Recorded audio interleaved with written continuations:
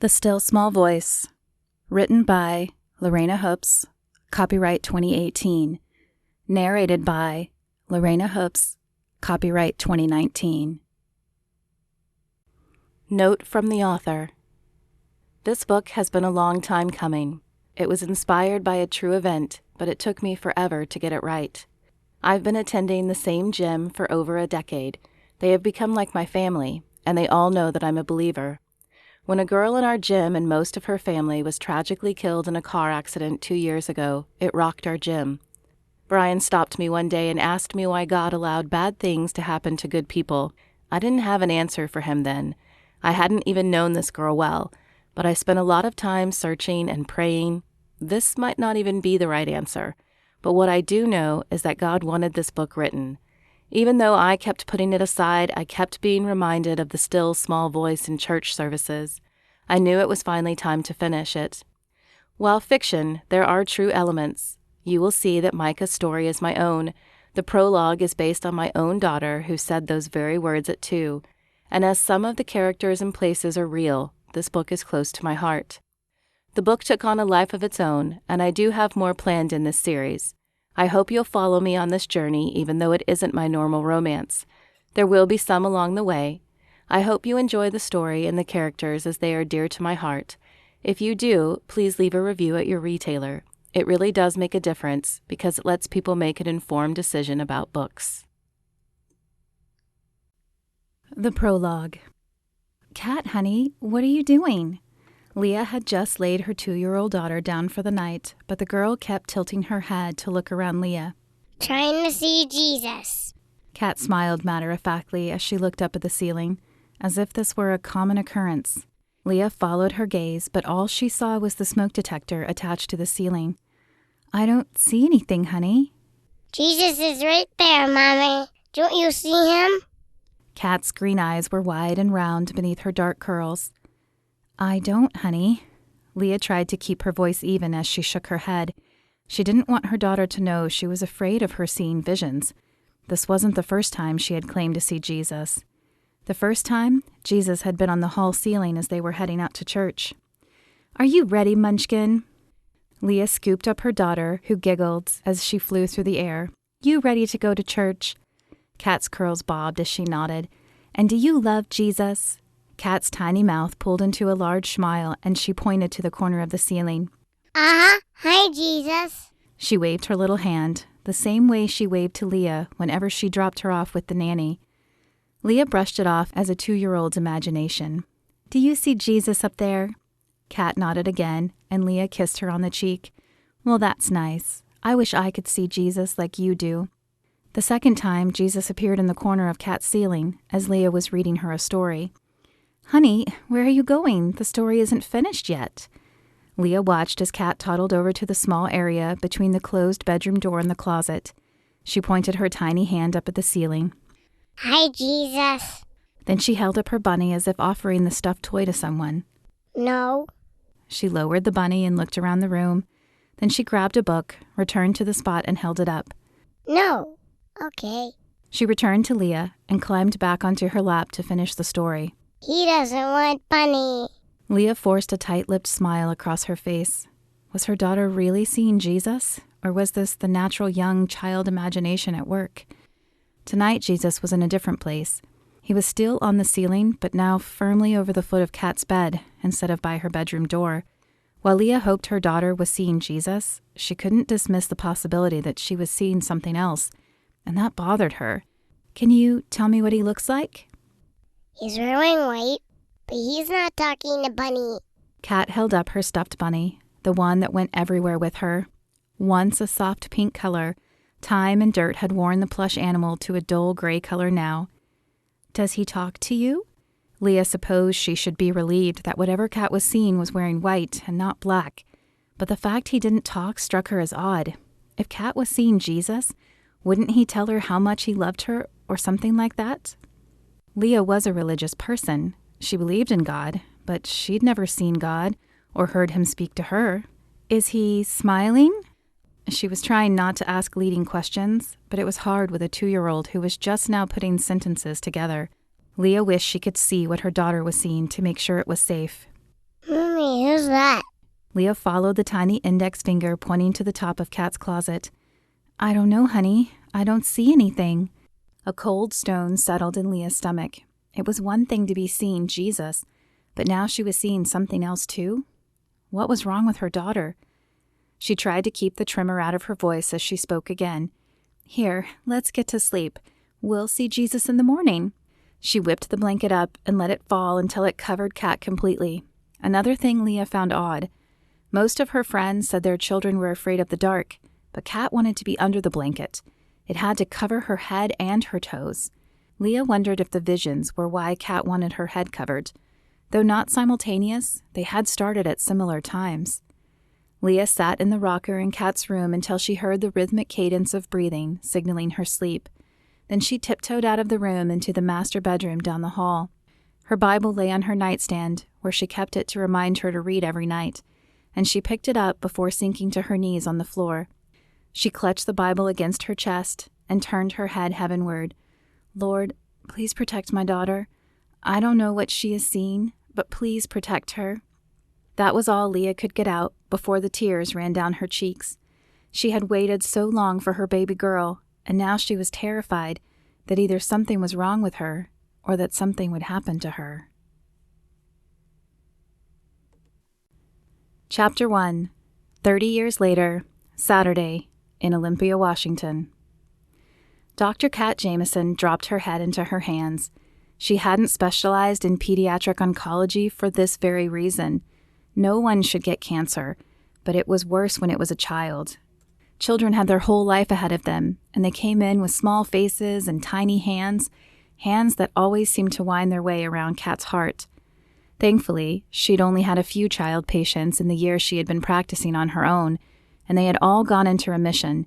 But this time was different. Kate had brain cancer. It was harder to treat and almost impossible to operate on.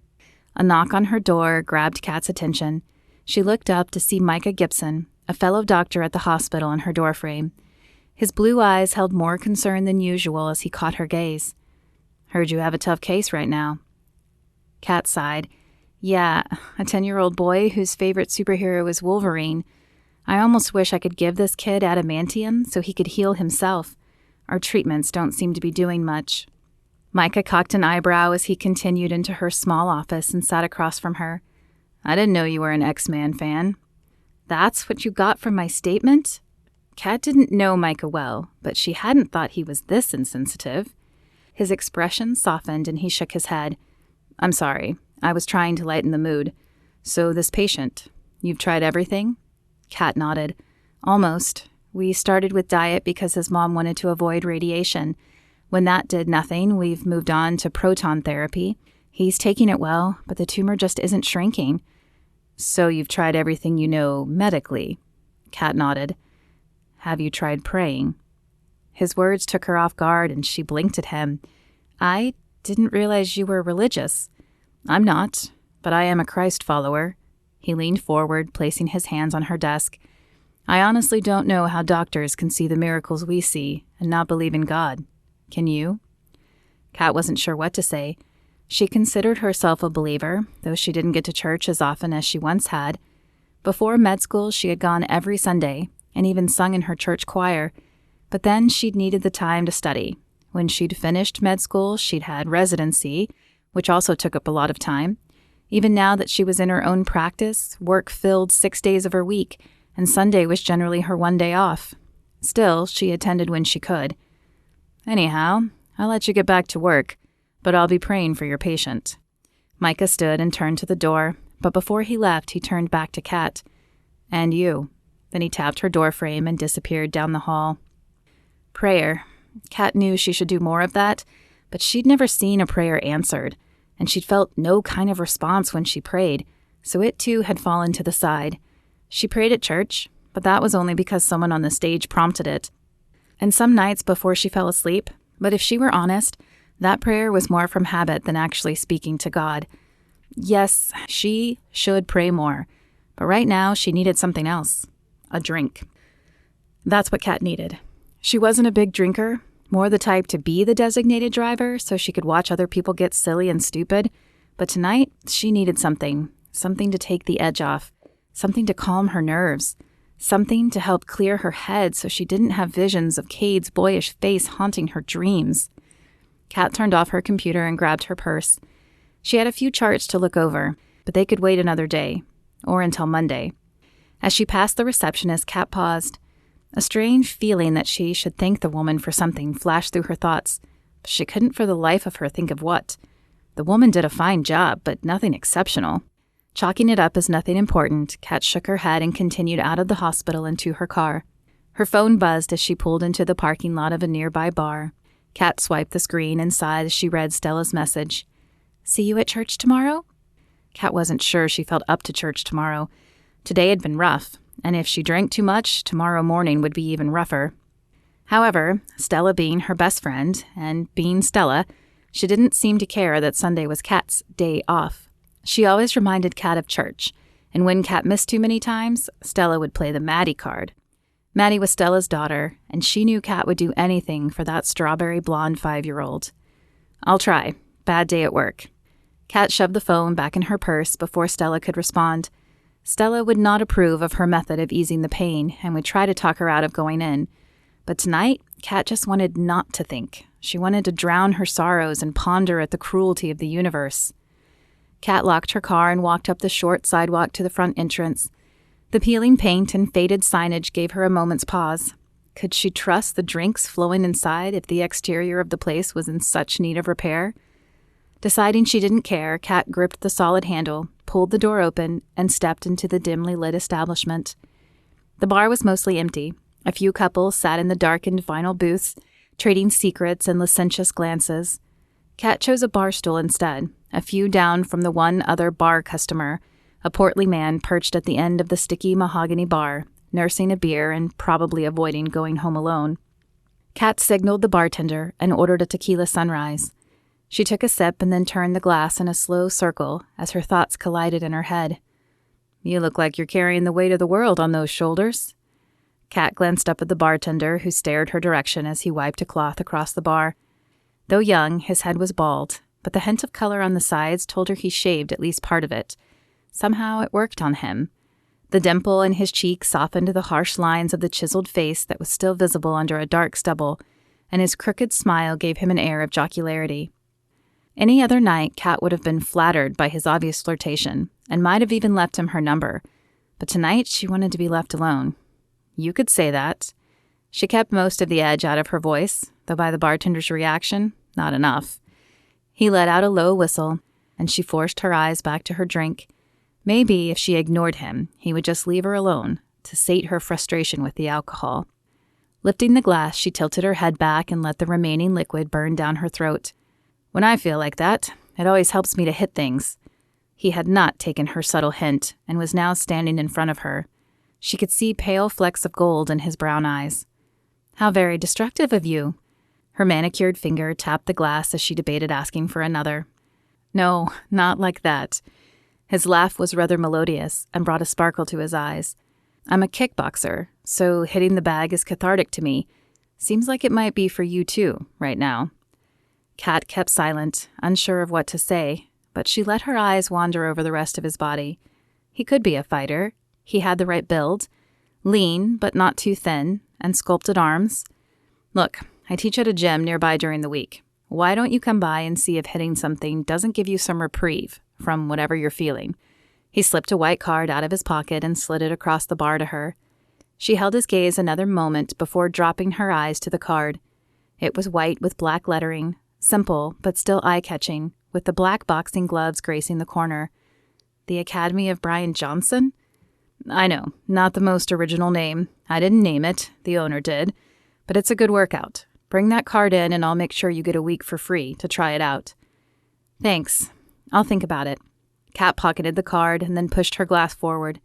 "Can I get another?" The man's eyebrow rose as he regarded her with narrowed eyes, but he pulled out the tequila bottle and filled her glass again. When the second glass was empty, Kat pushed a 20 across the bar and stood to leave. However, the room spun and she grabbed the counter for support. "Hey, I don't think you should be driving. Let me call you a cab." Kat focused on the bartender and took a deep breath. The room righted itself and she pulled her shoulders back and held up a hand. "I'm fine. I don't live far. Thank you for the drinks."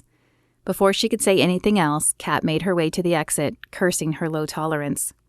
The cool night air sobered her a little more, and Kat remembered she had eaten nothing since lunch. No wonder 2 drinks were hitting her so hard. Thankfully, she always kept a few granola bars in her car as she often missed dinner and had to eat on the run. She'd eat one and sit in the car until she felt able to drive. While she lived nearby, she had no intention of causing an accident or getting a DUI. Either could ruin her career. She climbed into the car but didn't start the engine. Leaning over, Kat popped open the glove compartment and snatched a bar, peeling back the wrapper and taking a large bite. Then she fished in her purse for her phone. Might as well see what Stella said in response. "Want to pray about it?" Kat chuckled at the irony. What was it with everyone in prayer today? "This is the one God has chosen?" Afriel asked his superior. He was still learning the gauntlet of how to navigate the world of mortals and how to avoid the demons. Galadriel's smile was soft, as if he knew Afriel wasn't questioning him, just trying to learn all he could. "God has plans for Kat. He has since she was little, but she has not been open to listening to him since her father left. Maybe she will be now." "How can that be?" Afriel asked. "Isn't she a Christian? Doesn't she believe in God?" Galadriel smiled, but sadness laced it. "There are many who call themselves Christians, and even more who believe in God, but few of them take the time to seek his voice. Perhaps if they did, things could be different."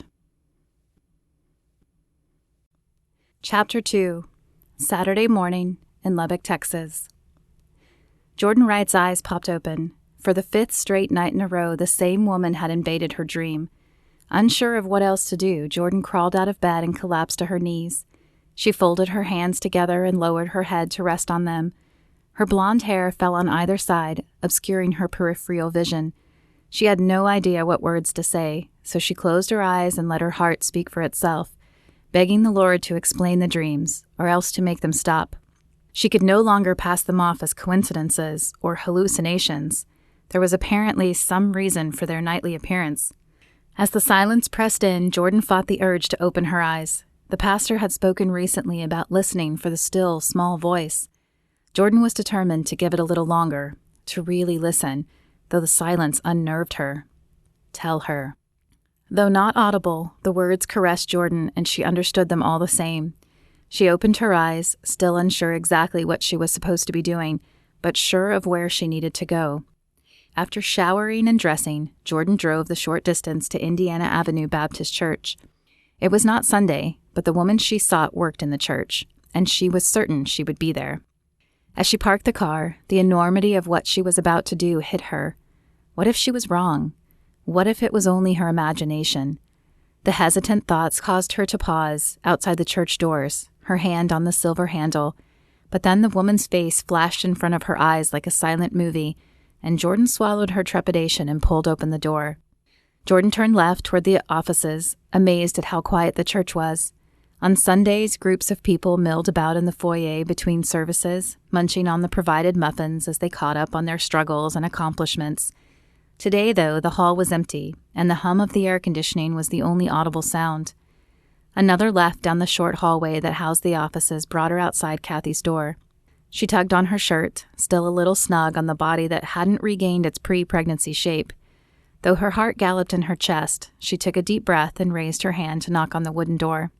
The door swung open, and Kathy's warm brown eyes regarded her from the other side. "Jordan, what brings you here today?" Jordan blinked, taken off guard for a moment that Kathy knew her name. They had only been introduced once, and though Kathy had come to some of the college meetings, Jordan hadn't thought the woman would remember her. "I was hoping I could talk to you for a minute," she said, recovering. "That is, if you're not too busy." A smile spread across Kathy's face. "I'm always busy, but never too busy to listen." She opened the door farther and stepped back, gesturing with her left arm to the small office inside. Jordan crossed the threshold and stopped, unsure whether to sit in a chair or stay standing. Deciding to stand, she clasped her hands together to keep them from displaying the shaking she felt radiating through her core. "I hope you don't think I'm crazy," she began, looking up into Kathy's expectant eyes. "But I feel the Lord is speaking to me. I believe I'm supposed to tell you not to be discouraged and that you are on the right track." Kathy's eyes widened, and her hand rose to cover her mouth. Her eyes bored into Jordan's as if searching for the truth. Then they filled with tears, and she smiled. "Oh, praise the Lord. I don't know how you knew, but you've just given me the answer I've been seeking for months." She pulled Jordan in for a fierce hug. "You're welcome," Jordan stammered, taken aback by the response. "If I may, though, what does the pastor have to be discouraged about? I haven't attended many, but this church seems genuine, and all the people are really nice." Kathy smiled, but it was a small, sad smile, as if she had secret knowledge of the discouragement her husband faced firsthand. "You'd be surprised how much discourages him. But this wasn't about my husband. It was about me. Recently, I've taken over the women's ministry and seen a decrease in attendance at our events. I thought perhaps I was mistaken, thinking God had wanted me to head it, and was about to tell the board to find a new leader. I'd been praying for guidance for the last few months, and now here you are. May I ask how you knew?" Jordan shook her blonde mane. "I doubt you'll believe me, but I'll tell you." Kathy motioned to the brown chairs, and the two women sat down. "A few weeks ago, I gave up my son for adoption." The image of the first vision after she met Amanda flashed through her mind, and Jordan blinked and shook her head. "Actually, it goes back farther than that. Last year, someone raped me at a frat party." A small, audible gasp escaped from Kathy's lips before her hand could cover them completely, but Jordan continued. "I ended up pregnant, and I thought it was the worst day of my life. 18 and pregnant. I was afraid to tell my mom, and when I did, she pushed me to terminate the pregnancy. I figured it would be the easiest way out, but for some reason I kept putting it off. The day I decided to go through with it, I met Amanda Adams at a fair on campus.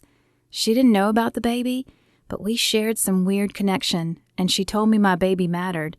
It was like time froze and the surrounding sounds muted. When I returned to my dorm room, a vision of my son filled my mind, and I knew I couldn't go through with the abortion. I wasn't religious, but the day I put him in another woman's arms and left the hospital without him, this empty ache consumed me. It was definitely the most difficult thing I've ever done, but I'm still glad I chose life for him. However, that emptiness didn't go away. I kept looking for something to fill the void, and I remembered Amanda's invite to church. I came with her here, and a few days after that, I asked God into my heart."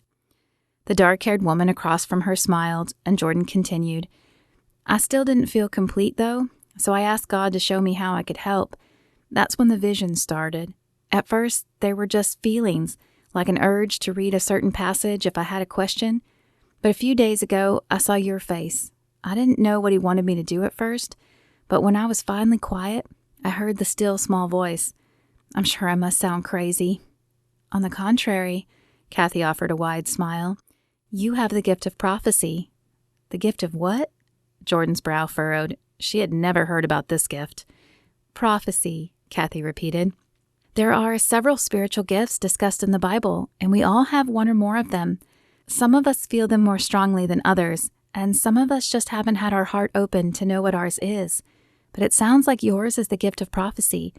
You can hear God's words and relay them to people who need to hear them, like me. Perhaps you'll even be able to tell people what might happen if they don't change their ways. Here, come with me. I think we have a book in the library that might help you out." Jordan followed Kathy, still struggling to make sense of a gift of prophecy. She was no one. Why would he give her such an amazing gift? Kathy opened a door that led to a closet-sized room teeming with books. Jordan's eyes widened at the sheer volume of books in the tiny room.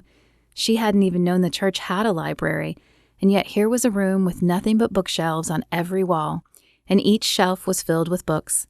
Kathy tapped a finger against her lips as her eyes scanned the shelves. She turned from one bookshelf to face another and ran her finger across the outer spines of the books. Here we go." She pulled out a small 5x8 paperback. Jordan accepted the book and stared at the cover. God's Gifts and How to Use Them by Dr. George Herman. "This'll help me?" She looked back to Kathy, her eyes seeking reassurance. "I think so. It's been a while since I read it, but I remember it helping me figure out that my gift was the gift of helping. Even when I was little, I remember always wanting to help people with problems. But when I got to college, I wondered what use I really was to God. I was often too quiet to approach people, though I wanted to. A friend showed me this book, and it really opened my eyes. I saw that helping was my gift, and that by not approaching people and offering help when I could, that I was grieving God. It gave me the courage to speak out. Though she still had her doubts, Kathy's brown eyes were so sincere that Jordan felt she should at least give the book a chance.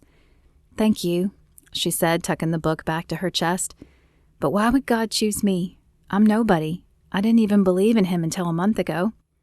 Kathy smiled. "Sometimes it is because we are humble and broken that God chooses us. You see, if he chooses someone unlikely, then when his will is done, people can see that it is only because of God and not because of the person. But you aren't nobody, Jordan. You are God's wonderful creation, and he has a purpose for you." When Jordan returned to her apartment, she curled up on the couch and cracked the book open. She had never been the biggest bookworm, relying more on her good looks and her charm, but this book spoke to her. As she read the words, images from the last few weeks jumped to mind, and she realized she had been receiving little signs she hadn't even caught. Amazed, she continued to turn the pages, eager to learn more, though she still had no idea why God would choose her to bestow such a gift upon. Wait, she's who he's choosing to use? Why her? She's so far away. Isn't there anyone closer? Galadriel shook his head as he watched Jordan on the bed. She is perfect for many reasons. First, because of what Kathy said. She is unexpected, so God will be glorified. Second, she herself has a gift, and that will enable Kat to accept her gift quicker. Third, though a lot of people claim to follow Jesus, few sadly take the time to talk to him and learn of their gifts. Humans have become too attached to their technology and other items to keep their minds busy. They have forgotten the most important things, to read and study God's word daily, and to listen for the still small voice. The younger angel shook his mane of golden hair. How can they not know what we know, see what we see? Very few of them have faith strong enough, though many more used to believe. Now most need to see something or hear something, but they are not focused enough to see it or hear it when it does happen. But Jordan is listening, and Kat will soon, too. Chapter 3. Sunday. Washington. "Glad you could make it." Stella's warm smile was the same, but a paleness covered her face that wasn't normally there. Kat swallowed her irritation and hugged her friend. "I try to make it every Sunday I can, but sometimes work gets in the way." "Aunt Kat!" Maddie's excited voice carried down the hallway, and a moment later her free hand wrapped around Kat's leg. She clenched a muffin tightly in her other hand. "Hey, Maddie Cakes." Kat reached down and hugged the slender girl. "I simply worry that work is getting in the way more often." Stella was intent on continuing the previous conversation. Even the added distraction of Maddie and Patrick, who appeared a moment later, didn't sway her. He shot an apologetic look at them both before bending down to Maddie's level. "Maddie, we don't run in church, remember?" Maddie nodded and looked adequately remorseful. "Sorry, Dad. I was just excited to see Aunt Kat." "Good morning, Kat." Patrick's tone always came across stiff and forced to her. "Morning." Stella shook her head and her blonde curls bounced against her shoulders. "Never mind. We can talk after church. Will you come over for lunch?" "Sure." Kat had other things she needed to be doing, like laundry and shopping, but Stella had asked in front of Maddie. The girl's eyes had lit up at the question, and Kat knew there was no way Maddie would let her say no. "Come on, Maddie. Let's get you to class. You can visit with Aunt Kat after church." Maddie frowned up at Patrick, but took his hand and followed him down a separate hallway to her Sunday school class. Stella and Kat continued into the sanctuary. The music was just starting as they claimed their seats, and the two women joined in the singing. Patrick arrived a moment later and snagged a seat next to Stella. When the music ended, the pastor took the stage. "We don't always remind you, but we have an open altar here. As we go into prayer, if you would like to come down and pray at the altar, you are welcome. And if you need more prayer, please let us know, and one of our pastors will pray with you. Will you pray with me now? Lord," he continued, but Kat didn't hear the rest, as Stella, scooting past her to move to the altar, consumed her focus. What was she doing? What on earth could she need more prayer about? Stella had the perfect life, a great husband, even if he was a little stiff for Kat, and a wonderful daughter. What is she doing? Kat made sure her voice was low as she leaned over to Patrick. "You'll have to ask her." Then he stood and followed Stella to the altar, leaving Kat alone in her seat. Kat bit her lip as she watched her two friends kneel up front. Should she join them? Praying in front of people had never been her strength, nor did she want to pray with the congregation staring at her. Plus, she had no idea what she'd say. Go pray with her. The words were a feeling more than a thought, but Kat ignored them anyway. People would look at her exactly as she was looking at Stella now and wonder what she needed prayer about, and Kat didn't want that. So she stayed in her seat, looking almost as conspicuous there as she would have been up front at the carpeted area. When the prayer time ended, Stella and Patrick returned to the aisle.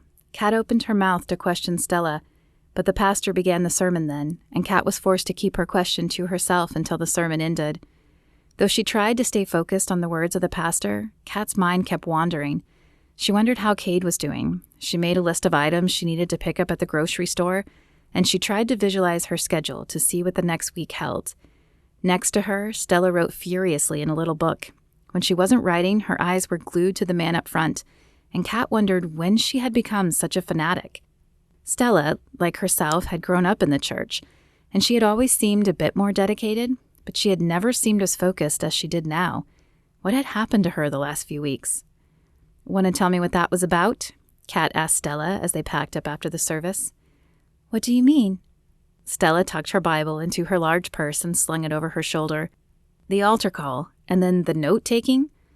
Stella shrugged. I felt the need to pray. She stated the words matter-of-factly, as if they made all the sense in the world.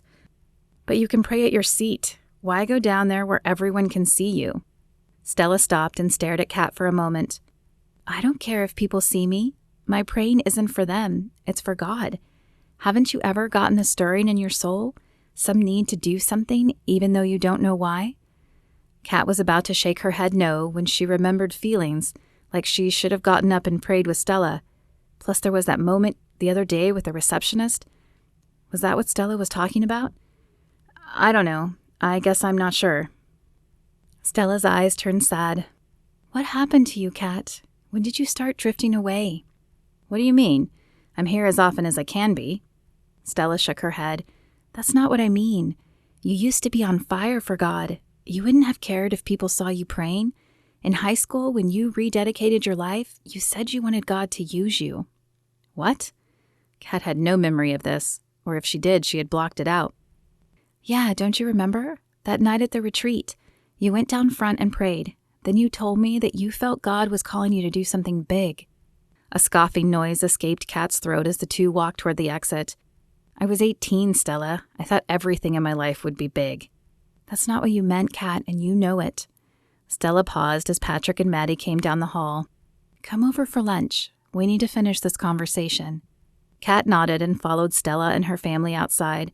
But as she got in her car, she couldn't stop thinking about this change in Stella. Stella was fun and lighthearted, but today she seemed much more serious.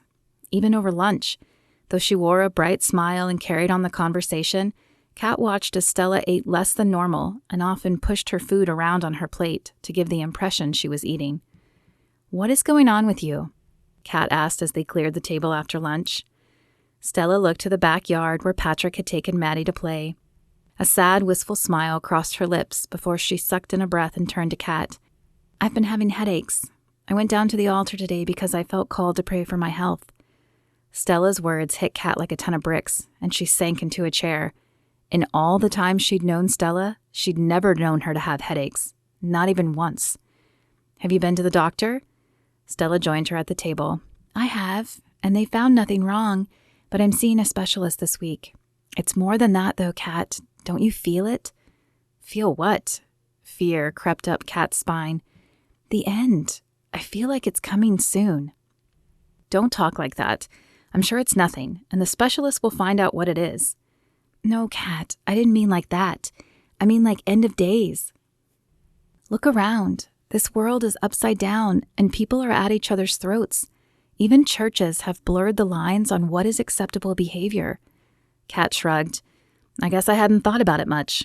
She hadn't noticed it at all, actually, but if she told Stella that, she'd be in for another lecture. Stella leaned across the table.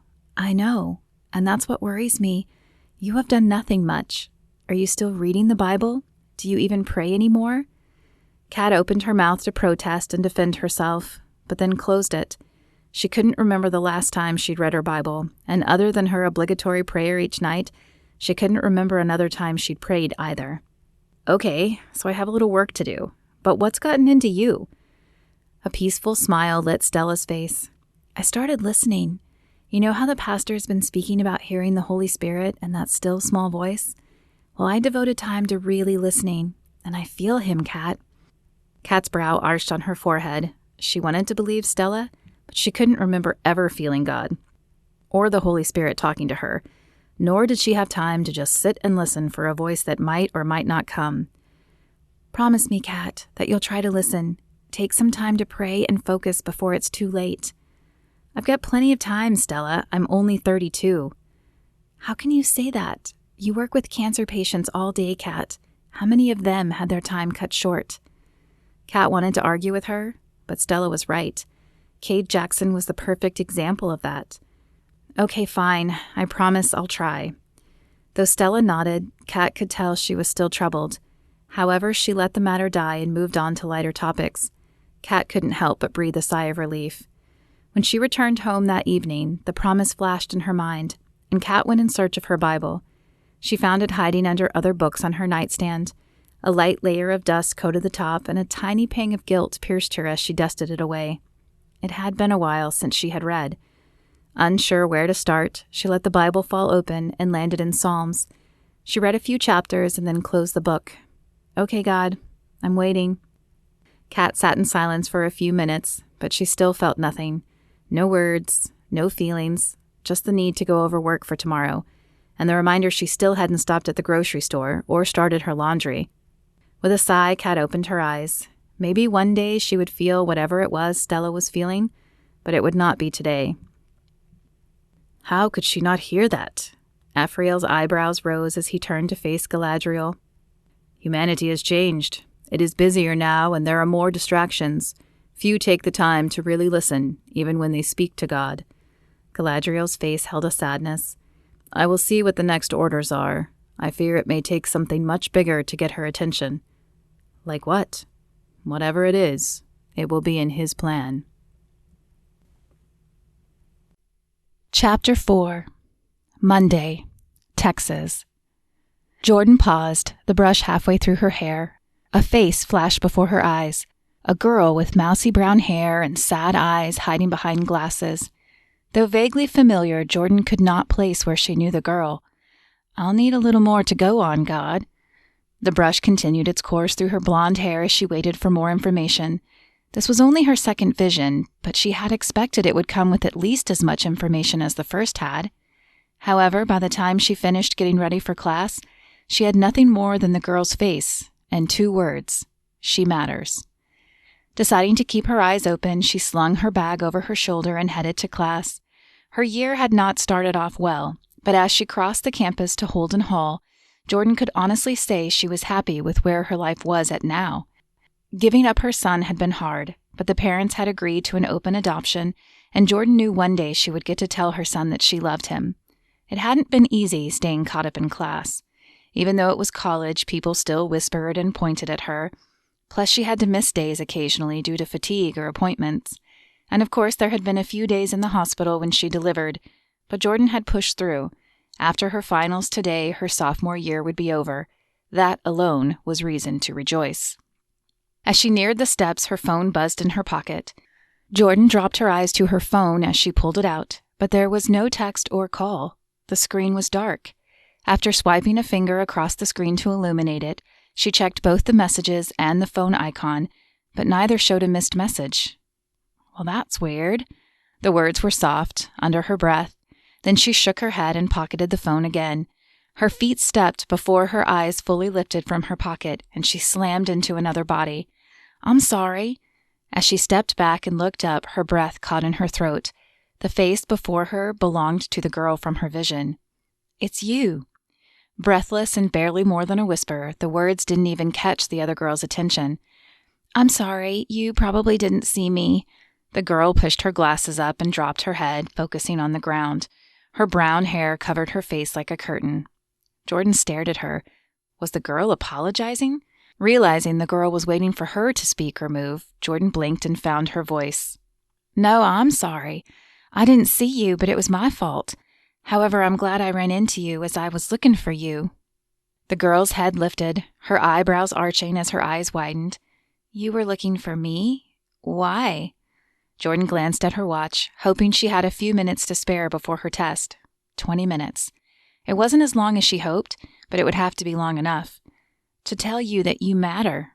The girl blinked at her a moment, and then she turned her head as if looking for something or someone. She probably thought Jordan was playing a cruel joke on her, and there was a camera somewhere catching it all on film. Finally, her skin paled and she leaned closer to Jordan. "How did you know?" Jordan shrugged, and her lips formed into a lopsided smile. "I could tell you, but I doubt you'll believe me." She motioned with her head to the cement lip surrounding the side of the building, and the girl followed her. Sitting down next to Jordan, eyes still wide, expectant, "I saw you in a vision." Jordan hoped the girl wouldn't think she was crazy. "I think God is using me to speak to people, and he told me to tell you that you matter." The stare from the girl was blank, unreadable, and Jordan bit her lip to keep from asking what she thought. Then the girl's eyes filled with moisture, spilling over and streaking down her cheeks in succession. Again, Jordan wanted to say something, to comfort the girl, but something told her to wait. A few students shot them a questioning glance as they passed, but none approached them. "You don't understand how much I needed to hear those words," the girl finally said, wiping the wetness from her cheeks. "I thought college would be great, but I'm so far from my family, and I've made no friends. No one ever seems to notice me. I was contemplating dropping out and going home. In fact, I was coming early to tell Professor Davis I would skip the final, but he wasn't in his office." "Professor Davis? Are you in Econ 202? A sickening feeling erupted in Jordan's stomach as she asked, knowing the answer before the girl nodded. She had been in Jordan's class all semester, and yet she hadn't been able to place her when she saw the vision. How many times had she ignored this girl's sad eyes and walked right past her? "I'm sorry." The pause drew out as Jordan waited for the girl to provide her name. "Julie," the girl offered, picking up on the hint. Jordan smiled. "I'm sorry, Julie, that I never got to know you this semester, but if you're up for it, I would like to now. Well, after our test, that is." Julie sniffed, wiped a hand across her nose, and then smiled. The effect transformed her face, and for the first time, Jordan saw a tiny sparkle light in her eye. "I'd like that." As the two girls walked into the hall together, Jordan couldn't help but wonder how many other people she had missed. How many other Julies were out there just waiting for someone to acknowledge them? Why is she so different, so able to hear God's voice? Afriel wanted to be of more help, but he was struggling with how different all these humans were. She asked for God to use her. He has this gift to bestow on many. He is simply waiting for them to ask. Why do they not pay attention to each other? Why did no one reach out to this girl?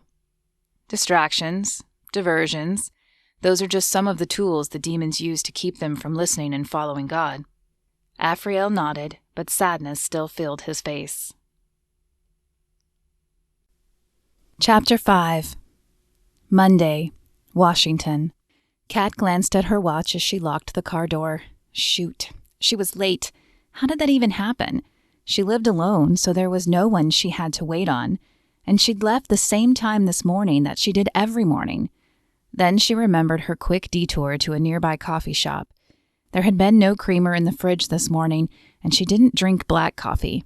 She had planned on skipping it, but a desire for a caramel macchiato had overwhelmed her. Now she was 7 minutes late. Kat quickened her pace, adjusting her bag as she went.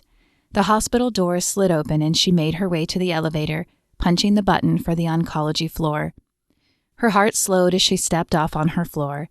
Thankfully, she didn't have a patient first thing this morning. She stopped at the receptionist desk just long enough to realize it was not the normal woman. Where's the regular girl? The blonde head lifted to reveal a young woman with wide eyes and a frazzled expression. I don't know. I just got the call to be here today." She shuffled papers on the desk, but proceeded only in making a mess.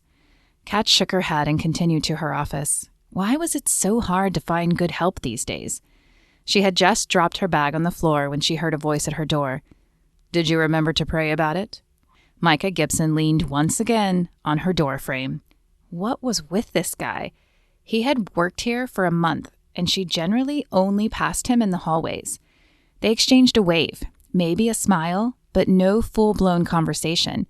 Now he had come to her office twice, seeking her out. While he was nice to look at with his chiseled features and bright blue eyes, Kat had no interest in dating at work. That was one lesson she learned early in life. No? She opened the laptop and hit the power button. I meant to, but I got a little busy with the rest of my life. Why did she feel like she needed to defend her actions to him?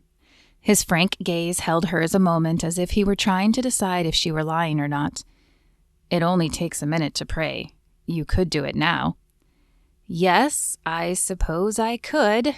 A hint of ice existed in her tone, and she waited for him to leave, but he continued to stare at her. Did you get stuck in the accident on Pacific?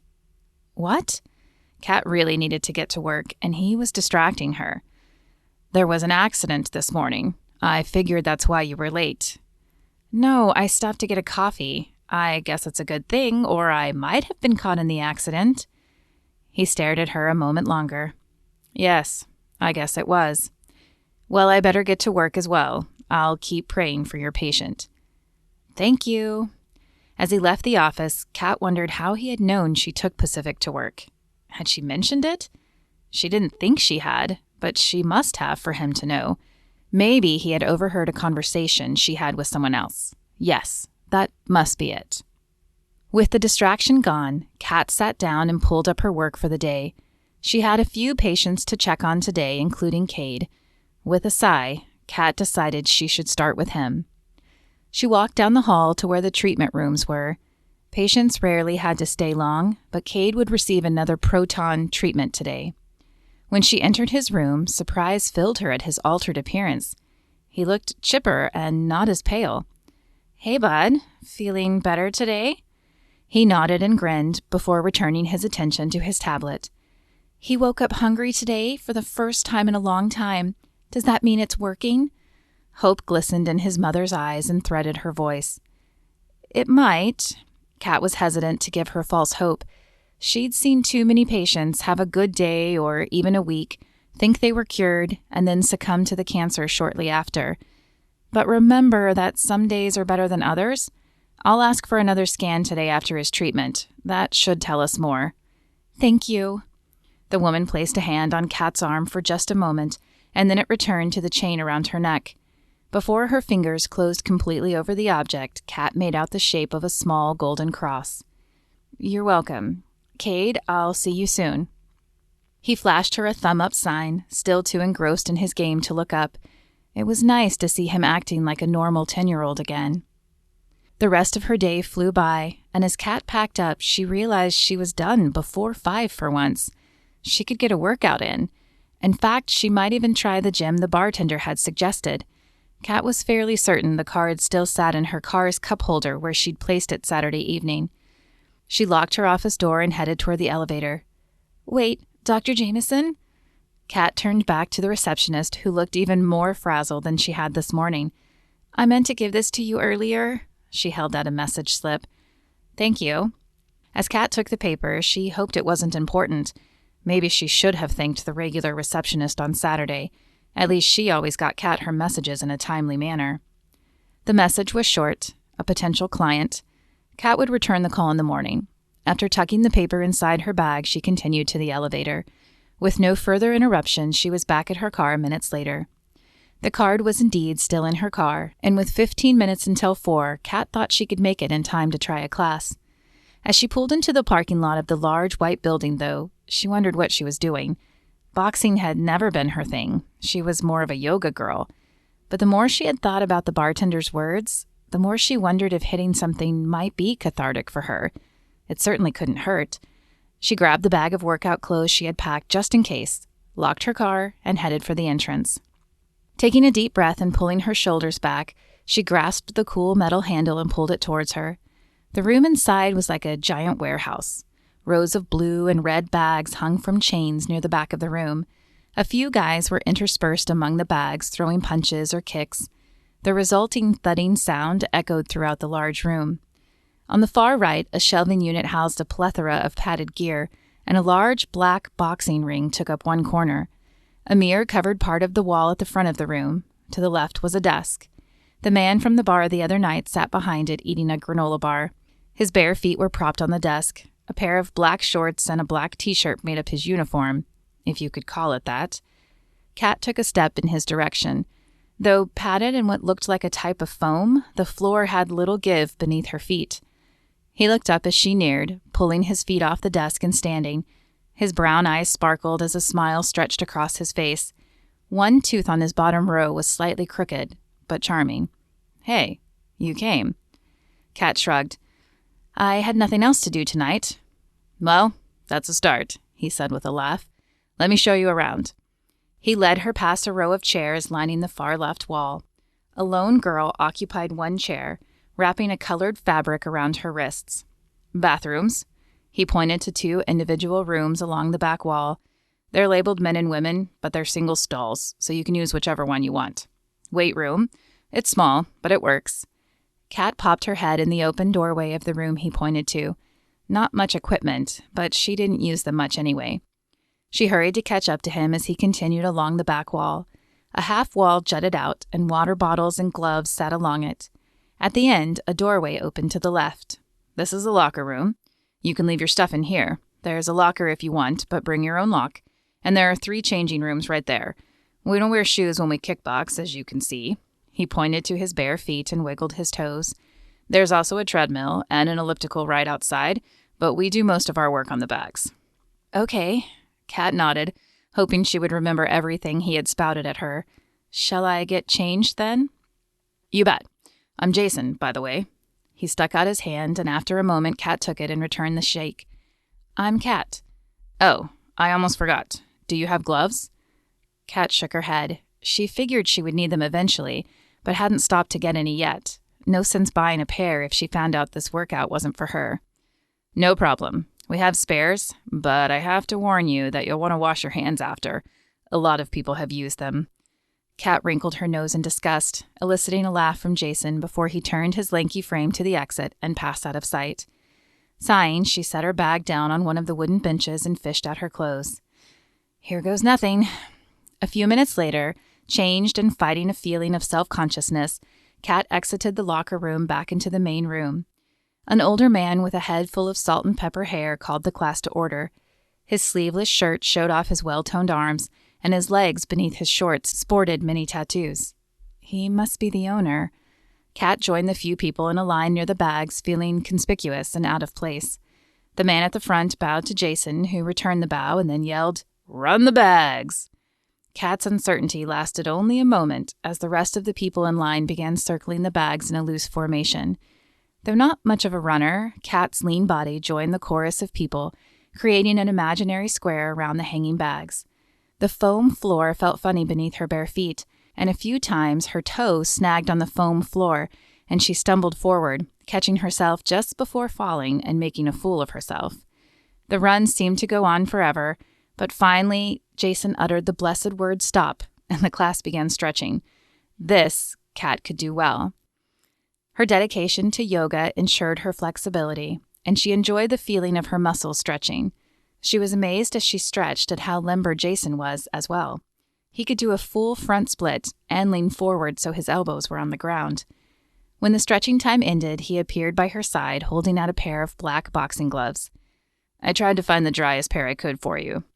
Her forehead wrinkled as she took the gloves. They didn't feel wet to her, until she slid her hand inside. Then the cold, damp feeling of old sweat covered her hand and she shivered. If she ever came back, she would have to buy her own gloves first. This was not an experience she wanted to repeat. Jason stood watching her, a knowing smile on his face. "Don't worry. Once you add your own, it won't feel so bad." His brown eyes twinkled, and though disgusted, Kat couldn't help but smile back. He then led her and a few others to some bags near the back and walked them through the punches and kicks. 1, a jab with your left hand. 2, a cross with your right. 3, a hook with your left. 4, a hook with your right.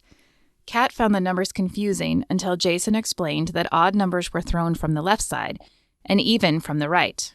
At least, if you were right-handed. If you were left-handed, then the opposite was true. Once she had the numbers down, Kat could focus on the feel of her hand connecting with the bag. Though she was sure she wasn't doing it exactly right, the resounding thud when she hit the heavy bag did seem to take the edge off her anger.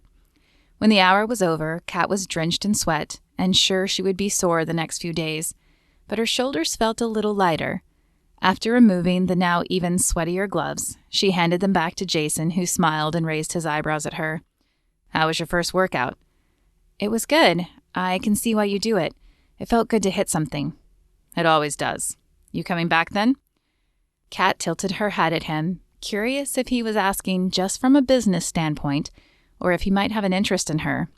Deciding she'd be fine either way, she nodded. "Yeah, I think I will." He grinned and nodded, and Kat returned to the locker room to gather her things. She looked around for a shower, but realized there was none. Oh well, she had nothing planned for the evening. She could shower at home. After slinging her bag with her work clothes in it over her shoulder, Kat exited the building, feeling a little less like an outsider. She unlocked her car and flung the bag on the passenger seat. She'd have to tell Stella about this and see if she'd be up for a workout. They'd often worked out together before Maddie was born and Kat's schedule grew too hectic, but that could wait for tomorrow. Tonight, she just wanted to shower and curl up with a glass of wine. Chapter 6. Tuesday, Texas. Jordan pinched her eyes shut, wanting the face to disappear. "Oh, Lord, please don't make me do that. That is not my forte at all." She waited for a voice or a different vision, but the face remained. It was the face of the blonde girl she had met at the gym the other day, Chrissy something or other. But it wasn't the face that bothered her as much as the message she was supposed to deliver. Though her visions were still new, they had all been positive messages, delivering hope or peace to someone. Jordan suddenly felt like Jonah in the Bible and understood why he had run from Nineveh the first time. Who wanted to be the bearer of news like this? "I don't even know her well, Lord. Why would she even listen to me?" She waited, hoping it would change, but instead all the sordid details flooded her mind. Everything she would need to convince the woman she was telling the truth appeared before her eyes. Names, faces, dates, details she should have no way of knowing. Show her the truth. Jordan felt the voice more than heard it, and she knew better than to argue any longer. Kathy's words from the first day echoed in her head. Perhaps you might even be able to tell people what will happen if they don't change their ways. It was the best she could hope for. Maybe Chrissy would believe her and change her ways, because the path Jordan had seen looked like it would be a painful one to walk. As Jordan passed through the single-pane door to the gym, her throat dried up like water in a desert. She pleaded again silently for her task to change, but her only answer was another flash of Chrissy's face. Swallowing her fear, she scanned her member badge and headed to the locker room.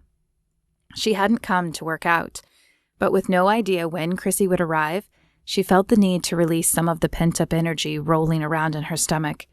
Plus, she would look less conspicuous in her workout attire. After stripping off her street clothes and changing into workout gear, Jordan locked her items in a locker and pinned the key to her shirt. As she exited the locker room, she glanced around for Chrissy, hoping she wasn't there yet.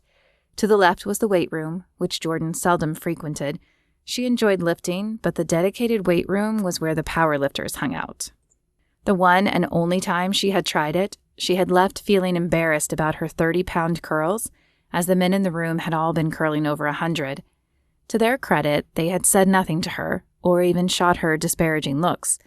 But the discomfort had surfaced nonetheless, and Jordan decided if she wanted to lift, she could use the small weight rack in the main room. Straight ahead was the large room where group classes were held, but none of them started for another hour, so Jordan knew Chrissy wouldn't be there. That only left the cardio room to the right. Rows of elliptical machines, treadmills, and bikes filled this area, along with a weight circuit course and the small rack of free weights. As all the cardio equipment faced the far wall where rows of TVs hung, Jordan could only see the backs of the people sweating away. Most were women in tight leggings, though a few men dotted the landscape as well.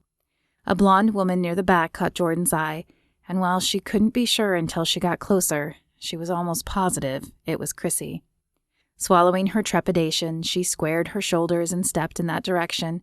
A few steps more revealed it was indeed the woman she sought. Chrissy's cadence had slowed on the elliptical. Another few steps and Jordan discerned the reason. Her cell phone was in hand, and somehow Jordan just knew that he was on the other end.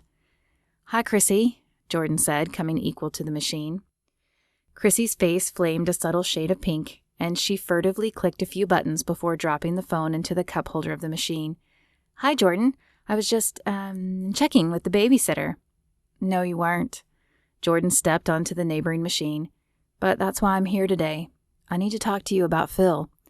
Chrissy's eyes shifted to the right and her forehead wrinkled. "Phil? I don't know a Phil." Her protests were cut short by the chiming of her phone notification, and the subtle pink shifted to a scarlet color. "You're in danger, Chrissy." Jordan allowed the words to come from a place other than her head. "James is close to discovering your secret, and while you will end up with custody of the kids, they will hate you for years to come because of this." "How do you know about James? Or my kids?" Chrissy's eyes darted left and right as if seeking a hidden camera or a spy feeding Jordan words. "Do you want to go somewhere we can talk more privately?" The last thing Jordan wanted was Chrissy making a scene in the middle of the gym and getting them both kicked out. "No!" Chrissy's loud voice caused a few people nearby to turn their direction, and she lowered it for the next few words. "I want to know how you know about my family." Jordan took a deep breath and then stared at Chrissy. "I know this will sound crazy, but I was shown your face and circumstances in a vision from God. He wants me to tell you to give up Phil, to come home, and that if you don't, you will lose your family." "That's ridiculous. God doesn't talk to anyone that way anymore." Chrissy turned her face away and pumped the arm bars on the machine to match the quickened pace of her feet. "He does if people will listen. Maybe not as clear as I get, but that still small voice that whispers something isn't right, or that guilty feeling that causes you to hide your phone or lie about who you were talking to, are all God's way of trying to speak to you." Chrissy's feet slowed and her face turned to Jordan. Wide eyes informed Jordan she had hit a nerve, and the tone of Chrissy's voice held a note of acceptance, tinged with desperation. "But Phil makes me happy. I don't love James anymore, and surely God would want me to be happy." Jordan shook her head. "You know that isn't right.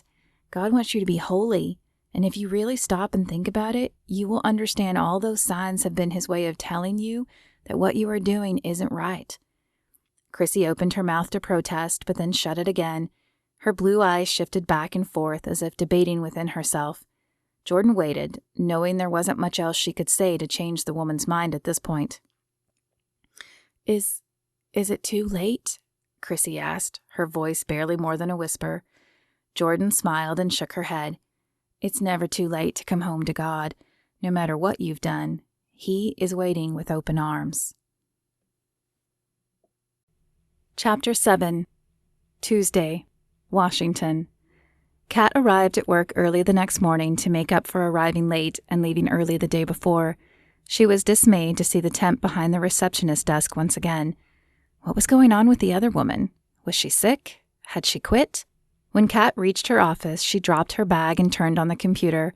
Her inbox had quite a few messages, and she began scanning them, pausing when she saw scan results for Cade. Her heart froze. Would it be good news? She clicked on the email and her jaw dropped. The scan showed no tumor? How was that even possible? She needed to order another scan right away. Pushing back her chair, she strode purposefully out of her office and right into a solid chest. "Whoa, where are you off to in such a hurry?" Dr. Gibson. She should have known. He seemed to be everywhere she was lately. Did he ever work? "I wanted to talk to the radiologist and order some more scans." Good news? His right brow rose on his forehead, and he had this look like he knew something she didn't. "Maybe, but really strange. My patient's tumor is gone, or at least that's what the report says. It seems too good to be true." "Well, I'll be. Is this the one we've been praying for?" She narrowed her eyes at him. Did he really think his prayer had saved this child? "Yes, it is." His lips broke into a wide smile. "Then I doubt the report is wrong." He leaned closer to her and lowered his voice to a whisper. "I told you God still worked miracles." "Yeah, maybe. Or maybe the scan is just wrong. Either way, I want a second scan." He shrugged. Suit yourself, but my bet is it'll be a waste. I think God may be trying to get your attention." Her attention? What on earth could he want her attention for? She hadn't been very faithful recently. She hadn't even prayed for Cade, though she had kept saying she would. Kat shook her head to clear her thoughts and realized Micah was walking away. "Hey, do you know what happened to our receptionist?" He turned back to her and tilted his head. "Didn't you hear? She quit. She said she felt like she didn't matter here. I guess no one ever thanked her for all she did." He held her gaze a moment longer and then continued down the hallway. A feeling of guilt sprouted in Kat's stomach. She should have thanked the woman, but she'd been too focused on her own life, as usual. "I'm sorry, were you talking to me, Dr. Jameson?" Kat turned to see the young temp behind her, a bewildered expression on her face. "No, I was talking to—" She looked back, but Dr. Gibson was gone. Never mind. With a sigh and a promise to do better, Kat continued her trek to the radiologist. She knocked gently on his door jamb when she arrived. He looked up and motioned her in. "What can I do for you, Dr. Jameson?" Kat bit her bottom lip and stepped inside. "It's about Cade's scans. I don't mean to question your judgment, but is there any possibility you read them wrong?" Lines of confusion sprouted on his forehead, and he leaned back in his chair and crossed his arms. "Let me get this straight. I give you the great news that your patient is in remission, and instead of being happy, you think I messed up?" Kat took a deep breath. That hadn't come out the way she wanted. "I'm sorry. It's just the tumor wasn't shrinking at all, and now it's just gone? I simply find it hard to believe. Can we just do another scan, to be sure?" "There's no need to do another scan, but if you feel that strongly about it, then order it. I'll look over it again, but just so you know, his insurance may not cover it. 2 scans that closely might raise flags." "I'll cover the cost if necessary. I just want to be sure. No reason to give a child false hope if it was just a mistake. And thank you." Kat hurried back to her office before he could change his mind and quickly filled out an order to perform another scan. She only hoped Cade's mother wouldn't ask why. She didn't want to have to tell the woman she didn't believe her son had been miraculously healed. And, of course, that led to a bigger question of why didn't Kat believe Cade could be miraculously healed? Didn't she believe Jesus could still perform miracles? The truth was, she'd never seen a miracle occur until now. She always claimed to have faith she believed it could happen, but now when faced with the possibility it had, she couldn't actually believe it? Did she have faith at all? Kat's work kept her busy until after 5 that night. But when she was finally finished, she decided to hit the gym anyway. Jason had said they had classes every night until 8. Her day hadn't been bad. It was never bad when a patient went into remission, but she still felt the need to pound out some of the confusion still rattling around in her head. "Back for more torture?" Jason asked, pointing his half-eaten granola bar at Kat, as she neared the desk on the way into class. His bare feet, propped once again on top, made her wonder if he even owned shoes. Shaking her head, she smiled at the air of confidence he exuded, and wished she could be a little more like that. She shrugged. "What can I say? I'm a sadist." "Ha! I think we all are here," he said. Kat was about to reply when her phone buzzed. Pulling it out, she flicked the screen to see a message from Stella. "Join me for dinner tonight?" Kat's brow furrowed. Stella usually had dinner on the table by 6, so that she could get Maddie bathed and into bed by 8. Why were they eating so late? "Boyfriend?" Jason asked, sliding his feet off the desk and leaning forward without making a sound. Kat glanced at him. Was that a hint of jealousy lacing his voice? She shook her head. "No, friend. There is no boyfriend." She tapped out a quick response to Stella, stating she would be there around 7, and shoved the phone back in her pocket. Jason stood, and suddenly Kat was sure he was about to ask her out. Not wanting to say no, but not trusting herself to say yes, she opened her mouth first. "I guess I better get changed." She continued to the dressing room without waiting for him to answer. She wanted him to ask her out, but not right now. Right now, there was still too much on her plate.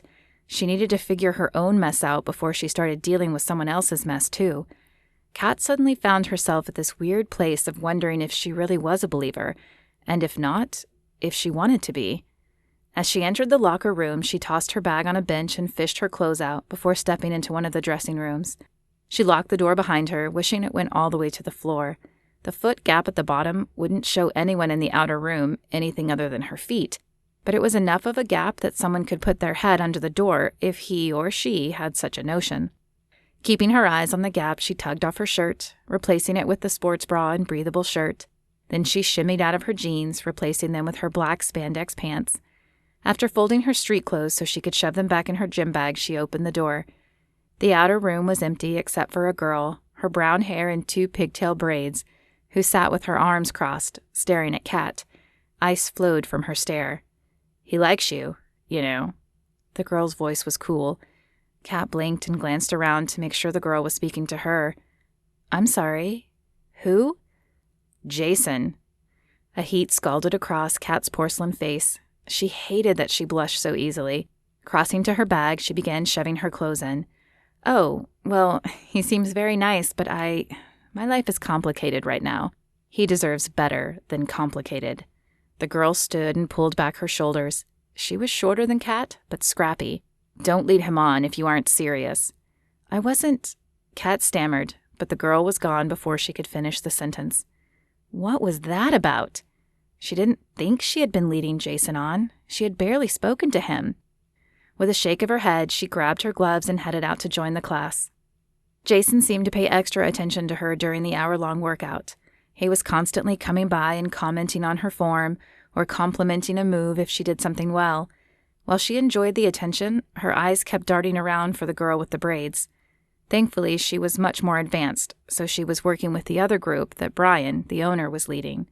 When class ended, Kat gathered her things and headed for the door before Jason could come find her. She didn't want to have to say no to him, and she didn't want another run-in with the girl. She pulled into Stella's driveway a few minutes later, locked the car, and walked up the short walkway. Kat didn't bother with the bell or knocking. She just opened the front door and walked in. "Stella, I'm here." There was no response, so Kat dropped her bag at the table by the door and continued into the kitchen. Where was everyone? Stella had invited her over, and now no one was around? Maddie? Patrick? Kat headed into the connected dining room, and her heart stopped. Stella lay on the floor, her eyes closed. Kat rushed to her side, pulling the phone out of her pocket as she did. As one hand frantically felt for a pulse, the other dialed 911. 911, what's your emergency? This is Dr. Jameson. I'm at 7552 Wilderness Court. I have a patient who is unconscious and unresponsive, and I need an ambulance right now. All right, Dr. Jameson, I'm dispatching the ambulance. Is the patient breathing? Kat closed her eyes and took a deep breath to force herself to focus. She could do this. She was trained to do this. Yes, there was a pulse under her finger. It was weak and thready, but it was there. Yes, the patient is breathing, but her pulse is weak. Thank you. ETA on the ambulance is 5 minutes. Please stay on the line until they arrive. Come on, Stella. Hang in there. Chapter 8. Thursday, Washington. Kat stared at the casket being lowered into the ground, numb to the chill that had descended around her. It wasn't possible. Stella couldn't be dead.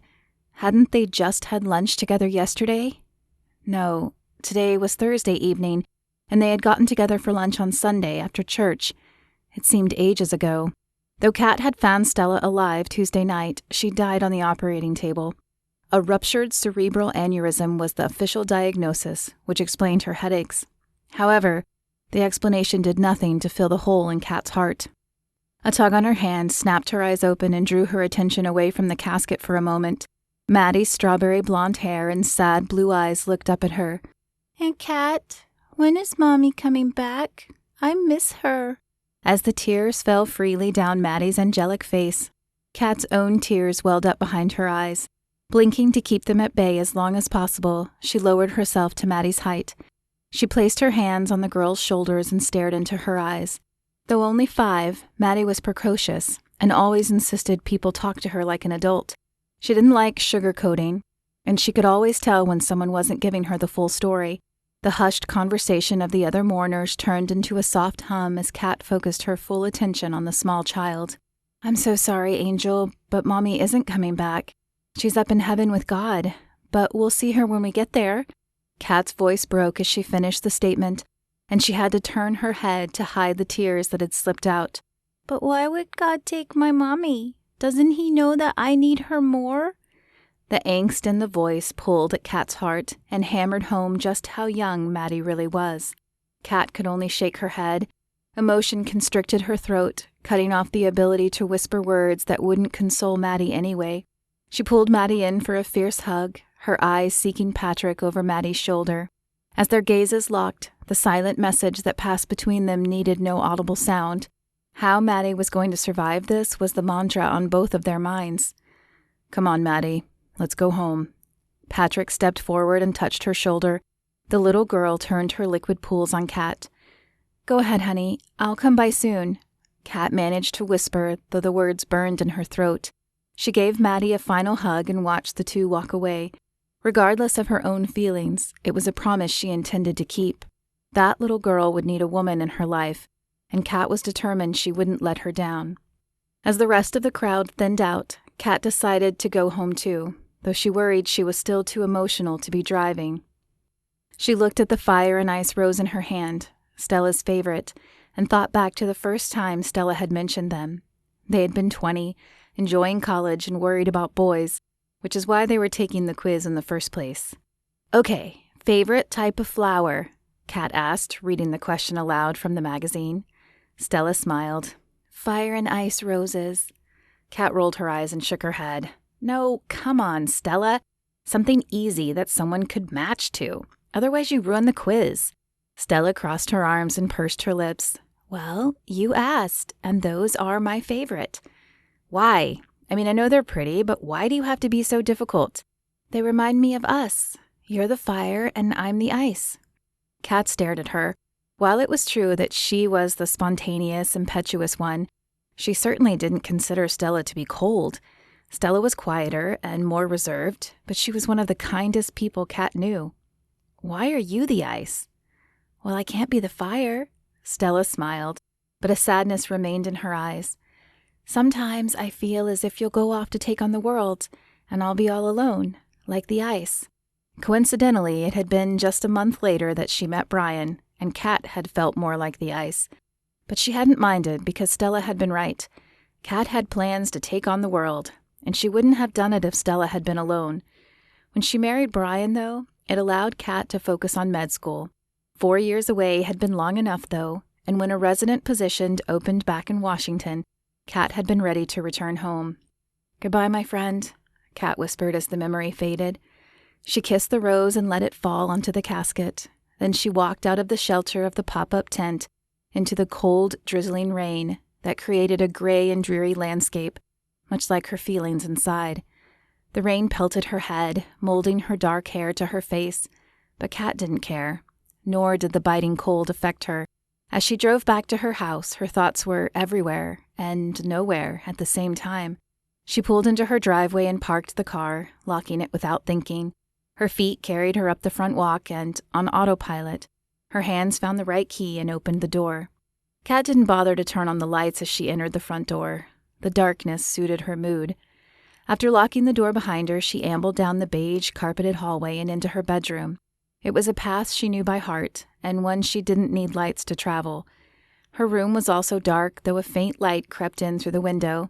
Crossing to the window, Kat pulled back the magenta curtain and turned her face to the heavens. "How could a loving God do that?" the words whispered in her head. "Why, God?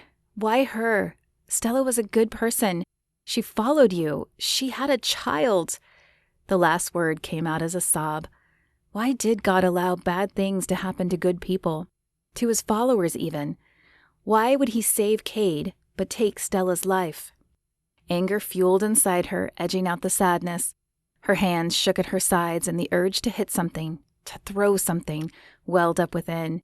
She turned from the window, seeking the object she wanted to throw most. Her eyes landed on it, laying nonchalantly on the nightstand next to her bed. Her jaw clenched, and she stomped over to the small brown table and picked up her black leather Bible. A trembling traveled up her arms, and her knuckles turned white. "I hate you, God." Seething, she drew her arm back.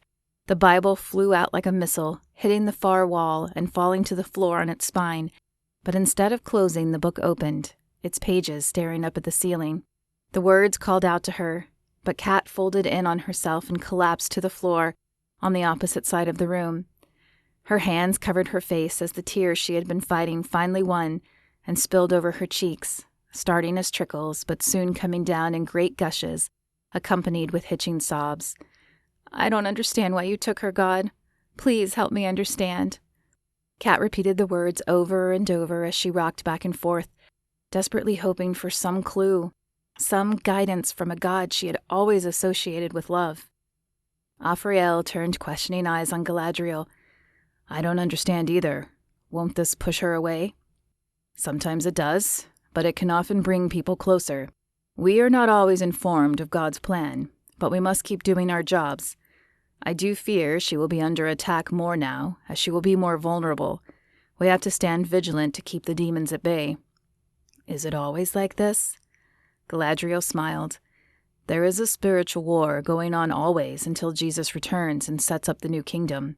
Humans can't always see it, but yes, our job is to fight the demons they can't see, to save as many as we can." Afriel nodded. "I will be ready then." Chapter 9. Friday, Texas. Jordan sat up in bed and looked around the room. The dream seemed so real, but who was the dark-haired girl with the emerald eyes? Rising from the bed, Jordan kneeled on the beige-carpeted floor and clasped her hands. She closed her eyes and cleared her mind. "Lord, I know that vision was from you, but who is she, and what do I need to do?" Jordan was becoming accustomed to the visions. They'd been coming for a week now, but this time it was different. This time all she saw was the dark-haired woman staring out a window as the rain poured down. An intense sadness resided in her eyes, but her stiff posture held a note of anger or defiance. Jordan had no idea who the woman was, or even where she lived. The only clue was the drizzling rain, but that could be many places. There had also been no feeling of what she was to do next, but she was sure God would reveal it in time. As she prayed, the small voice spoke in her head. "Do you trust me?" "Of course I trust you, God." When she had first begun praying, Jordan felt self-conscious speaking aloud, even though she lived alone. Now she felt as though God were in the room with her when she spoke. "Do you really trust me?" Jordan thought she had trusted him, but as the vision of what he wanted her to do filled her head, she realized the other tests were small in comparison. Why would he ask her to travel across the country? She tried to argue with the vision. "My life is here, Lord. How will I pay my bills if I go? How will I finish college?" "I will provide." The Lord provided an answer for each point she raised. Beaten, she accepted the vision and opened her eyes. A year ago, she would have laughed at anyone who told her they talked to God. She'd had no time for God in her life, but when she'd been drugged and date-raped by a boy she trusted, her world turned upside down. The encounter with Amanda opened her eyes, and after giving up her baby, she turned to God for comfort. Though a loving couple adopted her son, it hadn't been easy, and God had been the solace every night as she cried herself to sleep. So, she promised to do his will in her life from now on. She just hadn't been expecting him to ask so much, so soon. Rising from her knees, she gathered up her clothes and walked down the hall to the bathroom to shower. She would need to be professional for what she needed to do, if there was a hope of coming back.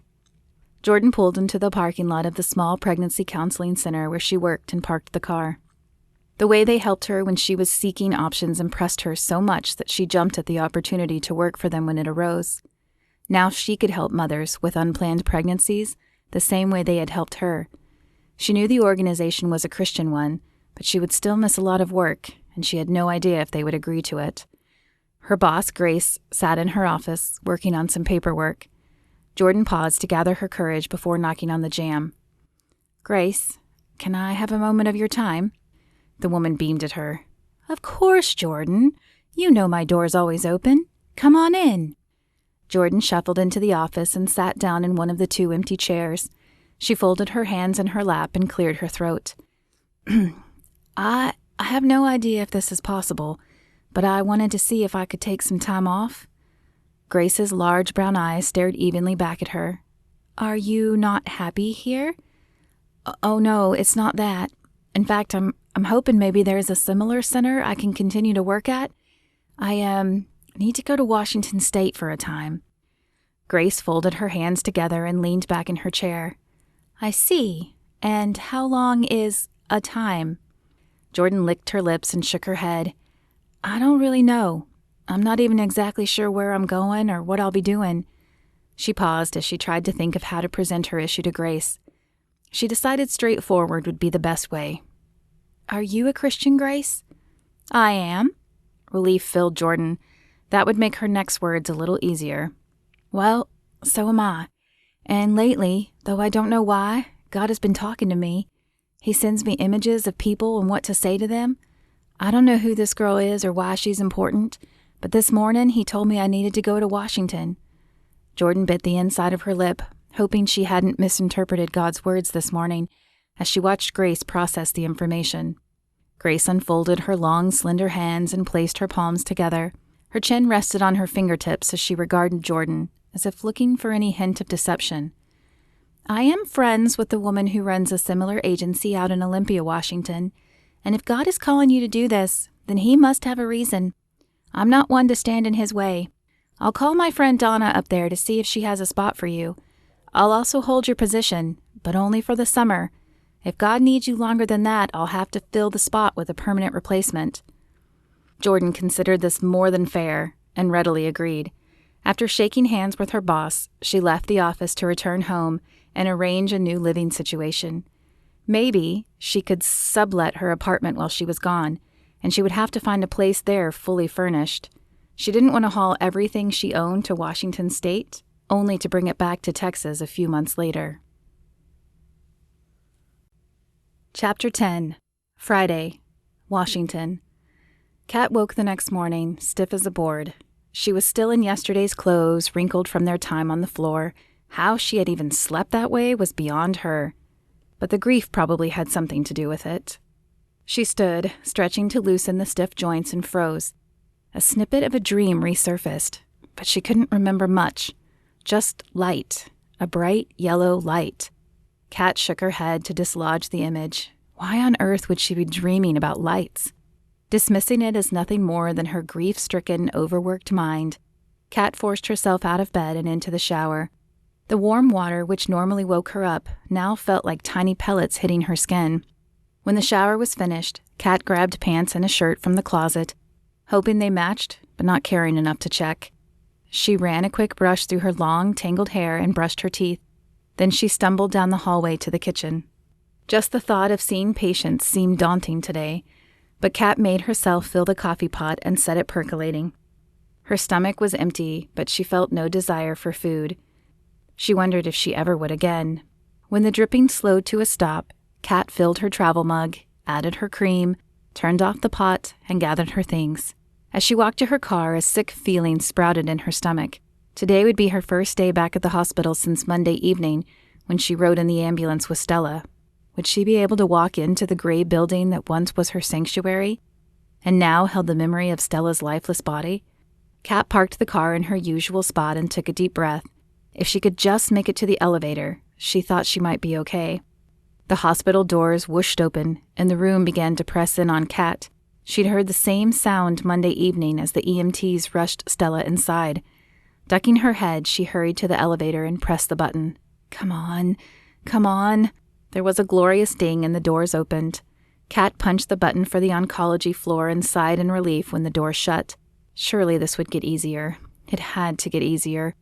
When the doors opened on her floor, Kat averted her eyes, hoping to avoid any questions as she made her way to the office. Another wave of relief hit her as she sank into her chair, but it was short-lived. I heard about your friend. I'm sorry. Kat closed her eyes. Of course, it would have to be Dr. Gibson. He must work as much as she did to be in on a Saturday again, and yet she had no idea what he did here. Somehow, he seemed to know everything and want to be involved in all of it. Thank you. How are you doing? Kat rubbed a hand across her forehead. I'm okay, I guess. As good as can be expected, considering. Look, I'm not sure what I can do, but if I can help in any way, just let me know. I'm here for you, whatever you need, even if you ever just want to talk. Kat's eyes snapped open as anger flared within her. You want to talk? Fine. Let's talk about why God saved Cade and not Stella. Huh? Why would he do that? Why would he leave a little 5-year-old girl to grow up without a mother? A sadness filled Dr. Gibson's eyes. God has a plan that we don't always see or understand, but I hope you're listening, Kat, because I think he's trying to get your attention. My attention? By killing my best friend? Well, he's got it, but I don't think it's the kind of attention he was looking for.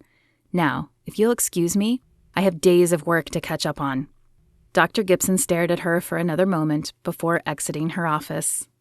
With a sigh, Kat turned her laptop on and prepared to check the onslaught of messages. She stared at the screen, but the words made no sense. Perhaps she should have taken a few more days off. She certainly had plenty of time off stored up, but she had hoped that work would provide a distraction. Her phone chimed and she snapped it up. She didn't even care who was on the other end, as long as it distracted and filled her head for a moment. The notification showed a text from Patrick. "Can you come to dinner tonight? Maddie's been asking for you." Her finger hovered over the keyboard. She wanted to see Maddie, to be there for her, but dinner at Stella's house, without Stella, created a feeling of dread in her stomach. Still, she had promised. Mustering her courage, she tapped out a yes and hit send. Placing the phone back on her desk, she turned back to the computer. She was determined to do something today, even if it was simply reading email. As Kat pulled up in front of the familiar house that evening, she fought the urge to reverse the car and drive away. What had she been thinking agreeing to this? It was too soon. Instead, she forced herself to put the car in park and turn off the engine. This would be the first time she'd be in her best friend's house since the funeral. She'd been in briefly before the funeral to help Patrick pick out clothes for Stella to wear, but she'd bolted as soon as the deed was done. The thought of stepping in the house with Stella gone sent waves of nausea running through her body. But a promise was a promise, and she had promised that little girl to be there for her, though she wasn't sure how much help she would be. Kat herself was a mess. Dark circles still ringed her normally bright green eyes, and she wasn't sure she had brushed her hair or her teeth this morning. Worse yet, she didn't care. Deciding it didn't matter, as she wasn't trying to impress Patrick, and he was probably in just as rough of shape as she was, she exited the car and walked to the front door. Once there, she paused. When Stella was alive, she would walk right in, but now that she was gone, Kat had no idea if that were still acceptable. After all, she and Patrick were never that close. He was simply the man her best friend loved, but Kat had never taken the time to get to know him. The sound of the doorbell caused her to jump, as she hadn't even realized she had pressed the button. Patrick looked equally confused when he opened the door a moment later. "Oh, I thought you'd just come in." His blue eyes held none of their usual brightness, and the sprinkling of red stubble on his face told Kat he hadn't exerted the effort to shave this morning. "I wasn't sure." She gripped the strap of her purse tighter in her hand. "It feels different now." Patrick nodded, but stepped back and opened the door wide enough for her to enter. "Maddie's in her room, but I have to get the spaghetti ready. Why don't you keep her company?" "You cook?" Kat's forehead wrinkled in surprise. She hadn't meant for the question to slip out, but she couldn't remember a time in the last 8 years that Stella had mentioned Patrick cooking. "Not much," he sighed and shook his head, "but I can boil water." Kat felt horrible for making him feel inadequate, and vowed to come and cook a few nights a week. She wasn't much of a cook herself, but living alone for the last 9 years had forced her to learn the necessities.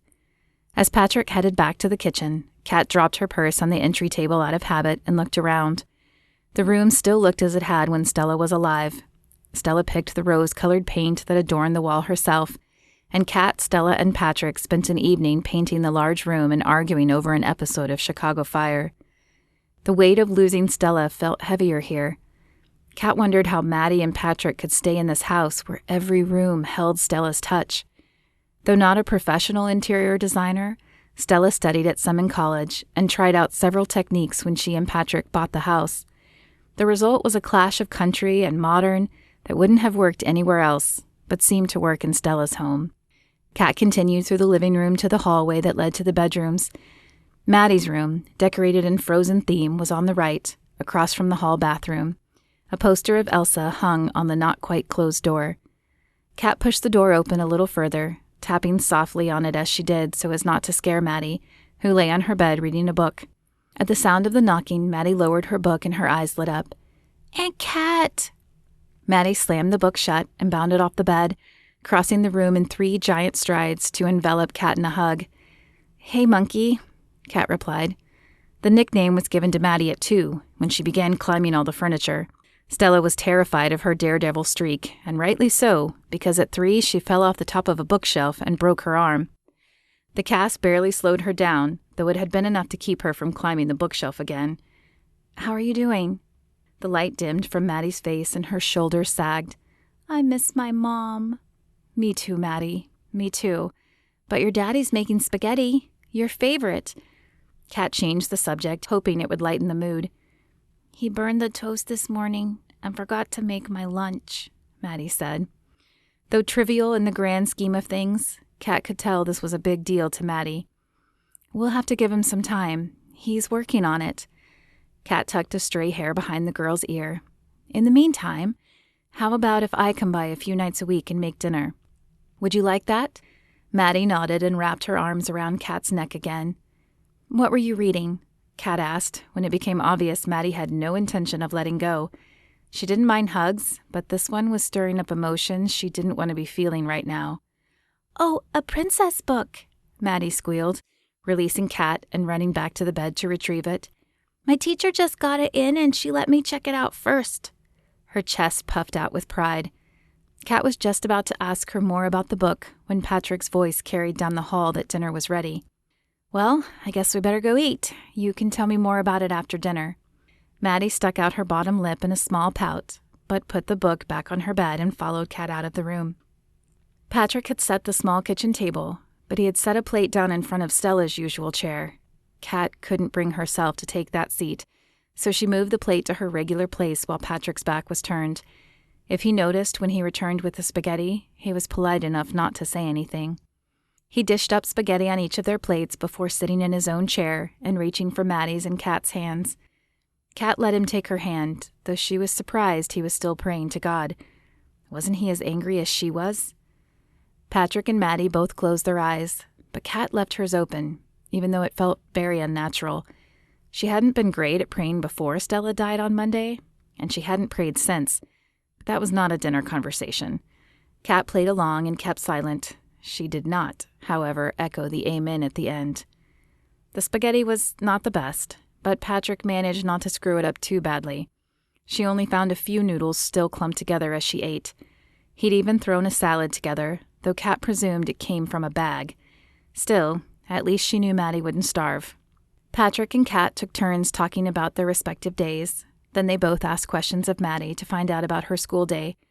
The conversation was stiff and formulaic, but Cat hoped it would become easier the more time she spent here and the more she got to know Patrick as someone other than Stella's guy. When the dinner ended, she helped him clear the table while Maddie played in the other room. Then they joined Maddie in the living room and watched Frozen for probably the 100th time since the movie had come out. Maddie sang along with every song and even spoke some of the lines with the characters. Cat shot Patrick a look over Maddie's head, but he merely shrugged and turned back to the TV. Before the movie hit the halfway mark, Maddie yawned and leaned against Patrick. He scooped her up and carried her down the hall. Cat followed behind, wanting a glimpse of Patrick in action. It wasn't that she thought he couldn't do it. She was sure he had at some point in the last 8 years, but she was curious how different his routine was from Stella's. He laid Maddie in the bed and turned to the dresser to grab pajamas. Cat leaned back against the doorframe, wanting to be unobtrusive but still involved. As Patrick changed Maddie into her pajamas, she roused slightly and looked up at him. "All right, monkey, let's pray," Patrick said. At the mention of those words, a stone settled in Cat's stomach and she left the room. She didn't need to hear any more praying right now. She wandered back into the living room and stood there undecided. Now that Maddie was asleep, should she go? Would it be weird if she stayed? So much was different now, and she found the waters hard to navigate. Lost in thought? She jumped at Patrick's voice behind her, then turned to face him. "I was debating whether to stay or leave. Normally, Stella and I would have gone off to chat while you did whatever you do. But now," she shrugged, "I wasn't sure. Look, I know it's hard and new, but maybe it would help if we clarified a few things." Patrick walked past her and into the kitchen. Cat couldn't argue with that, and she followed his footsteps. He opened the fridge and pulled out a beer, offering her one, but Cat shook her head. The taste of beer had never grown on her. She sat on a bar stool and he leaned against the counter across from her. "How about this? You can still come and go without ringing the bell. You have a key, right?" Kat nodded. Stella had given her a copy years ago when she offered to watch Maddie while Stella and Patrick had their date night. "Okay, feel free to use it. I want you to help Maddie whenever she needs it, or you feel like you need it. If you want to stay after she goes to sleep, you're welcome to. If not, just lock the door behind you so I know. How's that?" It felt like a business arrangement, but one that Kat could agree to. "Sounds like a plan. I guess I'll be going now, but I promised Maddie I'd come a few times a week to cook dinner." Patrick shot her a look full of gratitude. "Thanks. I think we'll grow tired of spaghetti and mac and cheese pretty quickly, and that's about all that's in my repertoire right now." Kat heard the sadness in his voice, but she had no words of comfort. "I'll come tomorrow. Have a good night." She pushed herself off the bar stool, grabbed her purse off the entry table, and headed outside. As the outside air hit her, the grief she had been holding back flooded forward. Tears spilled down her cheeks, and the anger that had remained checked all evening flared again. Her face turned heavenward, and she raised her fist to shake it at God. "I don't know why he still prays to you, but I'm done. A loving God wouldn't do what you did." She paused, expecting a flash of lightning or some other visual display of God's anger, but the sky remained silent. "Are you even listening? Do you even care about us?" Nothing but silence, and a few stares from the other people on the street came back to Kat. Disgusted, she lowered her fists, got in her car, and drove home. Galadriel scowled as the demons sped away from Kat. He wasn't allowed to fight them. Not yet. But seeing them whisper in her ear had almost been more than he could bear. "What do we do now?" Ephriel asked. "Do we go after them?" He pulled his sword from the scabbard and took up a fighting stance. "No, our job is not them. Not yet. We stay with Kat. We encourage her. But don't worry.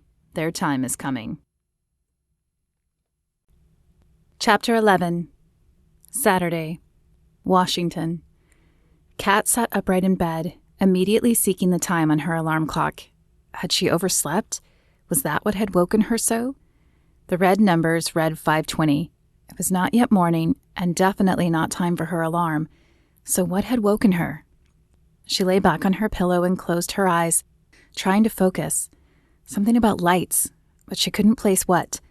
Annoyed, Kat tried to go back to sleep, but her mind would not stop churning. Frustrated, she decided to just get up and put on a pot of coffee. As the coffee percolated, Kat flicked on the news. A house fire had killed 3, an elderly man was beaten and robbed, and a bus driver was under investigation for an inappropriate relationship with a student. Disgusted, Kat clicked the channel to a game show, remembering why she didn't watch the news. "Do you care about any of us? You could stop this, you know?" The deafening silence answered her. Had she been wrong all these years to believe God was listening? The coffee stopped dripping, and Kat returned to the kitchen to pour herself a cup. When that cup was empty, she dressed and headed off to work. There were no patients to see today, but she still had a lot of work to catch up on after missing most of the previous week. Kat's only hope was that Dr. Gibson wouldn't be there. She didn't need another person telling her to trust God or pray about her anger. Her luck held, and by 5 p.m., though Kat had consumed another 3 cups of coffee, she still felt as if she could go home, fall into bed, and sleep for a week. Her sleep had been anything but peaceful since Stella's death, and she wasn't sure how much longer she could keep up the way she was going.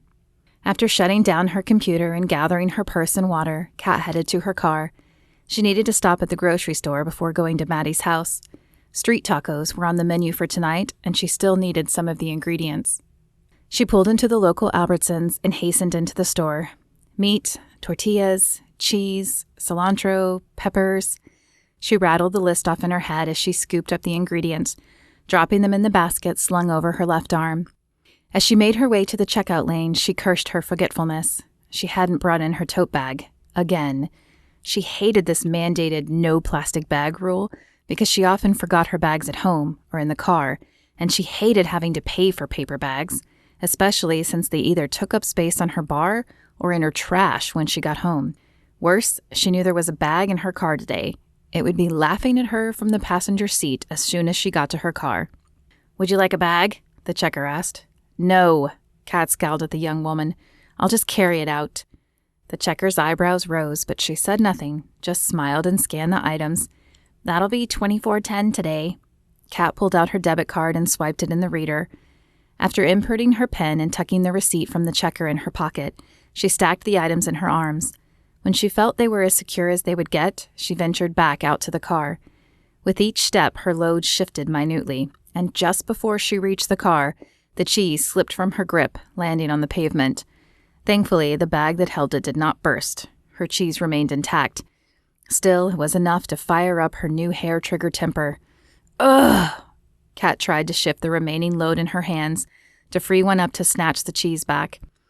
After a few unsuccessful tries, she scooted the cheese with her foot, the remaining few feet to the car.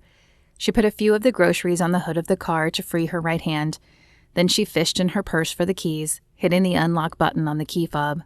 Sure enough, the green cloth bag mocked her from the front passenger seat. Kat snatched it open and crammed the ingredients still cradled in her arm in. Then she grabbed the ones off the hood and the cheese off the ground and stuffed them in as well. She wasn't even sure why she was so angry, but she couldn't seem to abate it either. Ever since Stella's death, her temper flared much faster and burned brighter. A few calming breaths seemed to tamp it down slightly, enough that Kat felt okay driving, and a few minutes later she pulled up to Stella's house.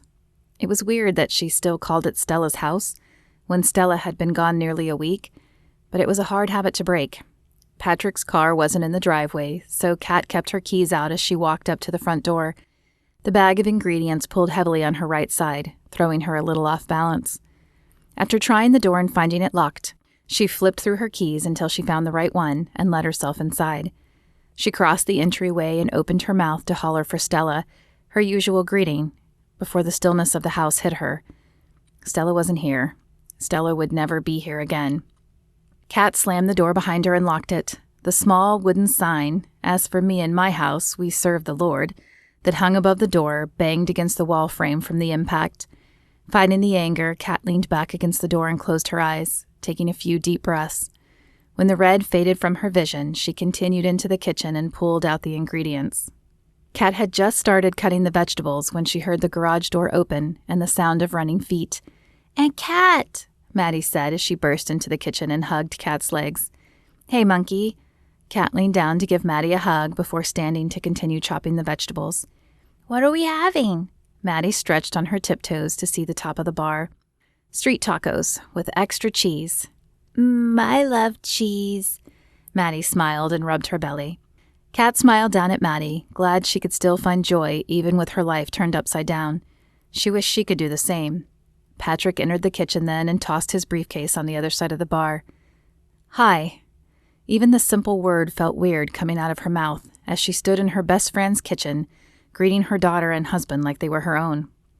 He must have felt the same way because he raised his hand in an awkward wave before continuing down the hallway. Maddie filled Kat in on her day at school, which at least kept her mind busy, but the feeling that she was playing house in someone else's life wouldn't go away. The trio sat down for dinner when the food was ready, and once again Kat refused to join the prayer. If Brian noticed, he said nothing, just thanked her for the food before piling the meat and vegetables on his tortilla. When dinner was finished, Kat collected the dishes and rinsed them in the sink. Brian and Maddie were in the living room, and she could hear their voices as they laughed over a game of Candyland. As the water glided over the plate in her hand, sweeping the leftover bits of food off, Kat wondered if there was something wrong with her. Why did they seem okay while she was such a wreck? "She'd like to say goodnight to you." Kat jumped at the voice, not realizing she had lost track of time as her mind wandered. She shut off the water and loaded the plate clutched in her hand in the dishwasher. "Sorry, I didn't mean to scare you." "No, it's fine. I didn't know how late it had gotten. Of course I'll go say goodnight."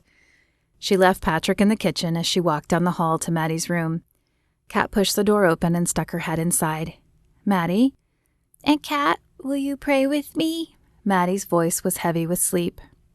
Kat paused. She had no desire to pray, but how could she explain that to Maddie? "How about you pray for both of us?" Maddie nodded and mumbled a sleepy prayer, thanking God for the day and asking him to look after her mother.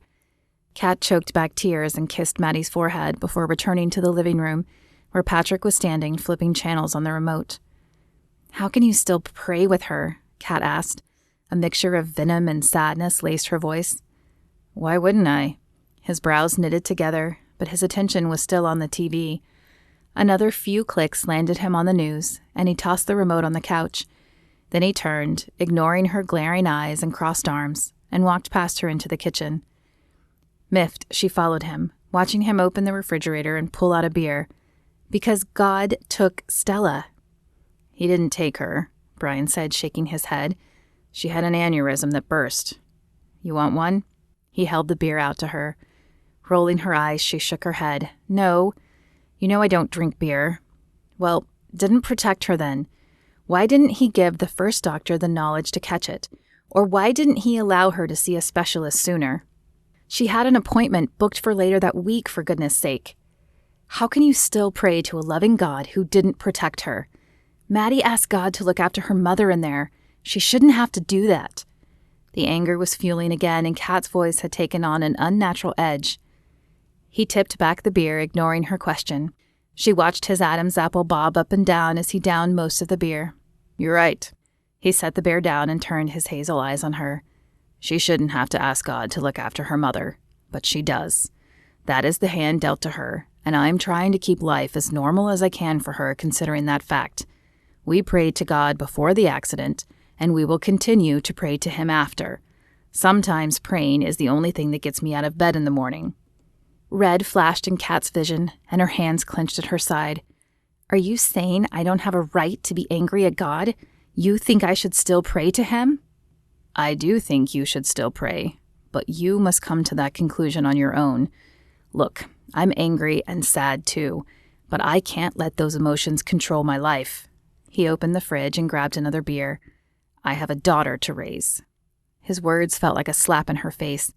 She wasn't Maddie's mother, but she was here, helping. She had been here twice this week already.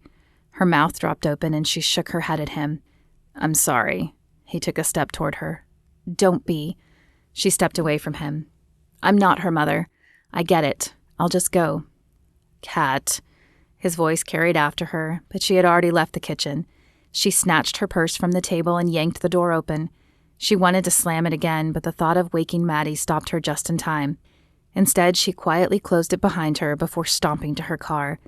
She didn't know where she was going, so she let herself drive aimlessly, landing in the parking lot of the same small neighborhood bar she had entered a week ago. Could it really only be a week ago that she had been here, angry that Cade had cancer? Now he was in remission, but her best friend was dead? Her phone buzzed as she parked the car. Patrick's apology filled the screen.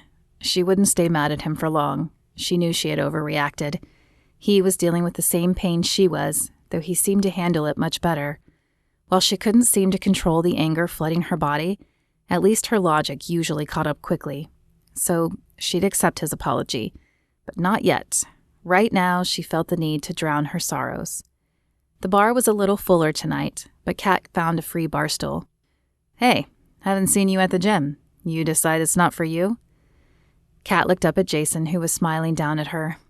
Sorry, my best friend died Monday. I've been a little preoccupied.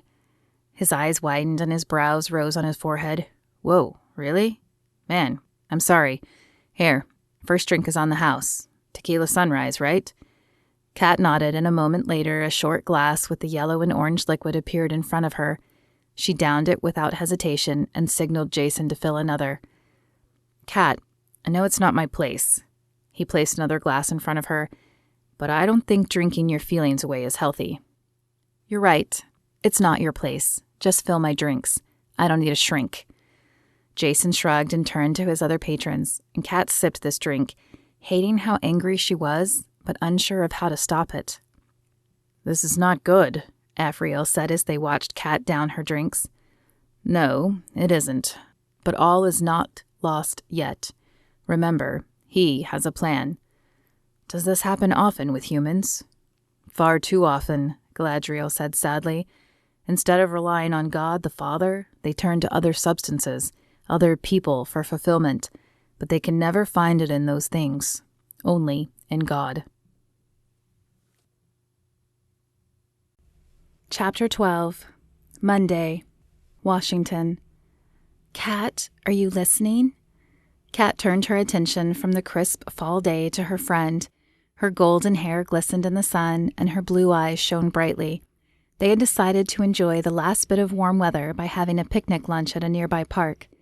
"Sure, Stella. What did you say?" "You need to pay attention. God needs you to listen and see." Kat laughed. "God doesn't need me, Stella. He has you. You've always been more faithful than I have." Stella's eyes grew serious as the sparkle left them. They changed from blue to gray. "No, Kat. This is very important. It is very important that you listen. Listen to the still, small voice." Kat sat upright in bed. Her heart hammered in her chest. First lights, and now Stella? What did these dreams mean? Were they ever going to stop? She kicked back the covers and stumbled out of bed to the bathroom. As the light came on, she cringed at the dark circles under her eyes. Her skin had taken on a sallow tone as well. If she didn't get some sleep soon, she would scare her patients. After a shower and a granola bar, Kat headed into work, hoping today Dr. Gibson would be too busy to nag her. She threw herself into checking up on patients and documenting charts, and before she knew it, her stomach was rumbling. Kat hadn't eaten much lately, but she knew she needed to. With a sigh, she pushed back from her desk to head to the cafeteria. She had brought nothing to eat. As she passed the receptionist's desk, her feet slowed. It was the same temp who had taken over when the other girl left. Stephanie something or other. She still looked a little frazzled, like she hadn't figured out the job yet, but it was the light surrounding her that had caught Kat's attention. She looked up to see if the light were coming from above, but it was just the ceiling. Her head turned in a slow circle, but there was nothing in the room that would cast a light on her. Stephanie looked up. "Did you need something, Dr. Jameson?" No. I just wanted to let you know I was going to lunch, in case anyone called. And you're doing a good job." The last 6 words flew out of her mouth before she had time to think about them. Stephanie smiled, but the light didn't fade. "Really? Thank you.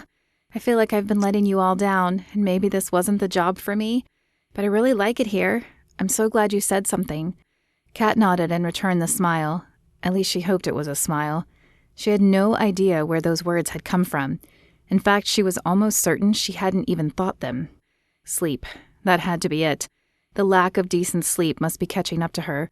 Before Stephanie could say anything else, Kat continued to the elevator, keeping her head down so as not to make eye contact with anyone else. The cafeteria was emptying when she arrived. Kat was glad she had come later and missed the lunch crowd. With the way she was feeling today, she just wanted to grab food, eat, and then go hide in her office again. Her luck held, and she ate in silence. Then she threw her trash away and made it back to her office without another incident. Still, the image of the light didn't leave her mind. Was it the same light from her dreams? She wished she could remember them more, but it was like reaching for a feather that the wind blew away just as your fingertips touched it. She shook her head to clear the image and tried to focus on her work. But she found herself staring at the screen and aimlessly clicking buttons, at least until her phone rang at 3. Patrick. Her heart clenched in her chest and she took a deep breath. Please don't let it be bad news. I can't take any more. "Patrick, what's the matter?" "It's Maddie. She's crying uncontrollably. Something about a graduation. I can't get her to stop. Can you come now? I need your help." Patrick had never sounded so frantic. "Of course. I'll be right there." The line clicked and Kat shut down her computer and grabbed her things. "Is everything okay, Dr. Jameson?" Stephanie asked as Kat rushed past the receptionist's desk. "I think so, but I have to leave early tonight. Can you hold my calls? I'll be in early tomorrow." Stephanie nodded, and Kat continued to the elevator. Just before the door closed, she saw Dr. Gibson looking her direction. She was sure he'd be at her office tomorrow with questions. As soon as she parked the car at Patrick's house, Kat rushed inside. Maddie's loud crying pulled at her heartstrings. Patrick sat next to Maddie on her bed. His arm was wrapped around her shoulder, and his hand patted her ineffectively.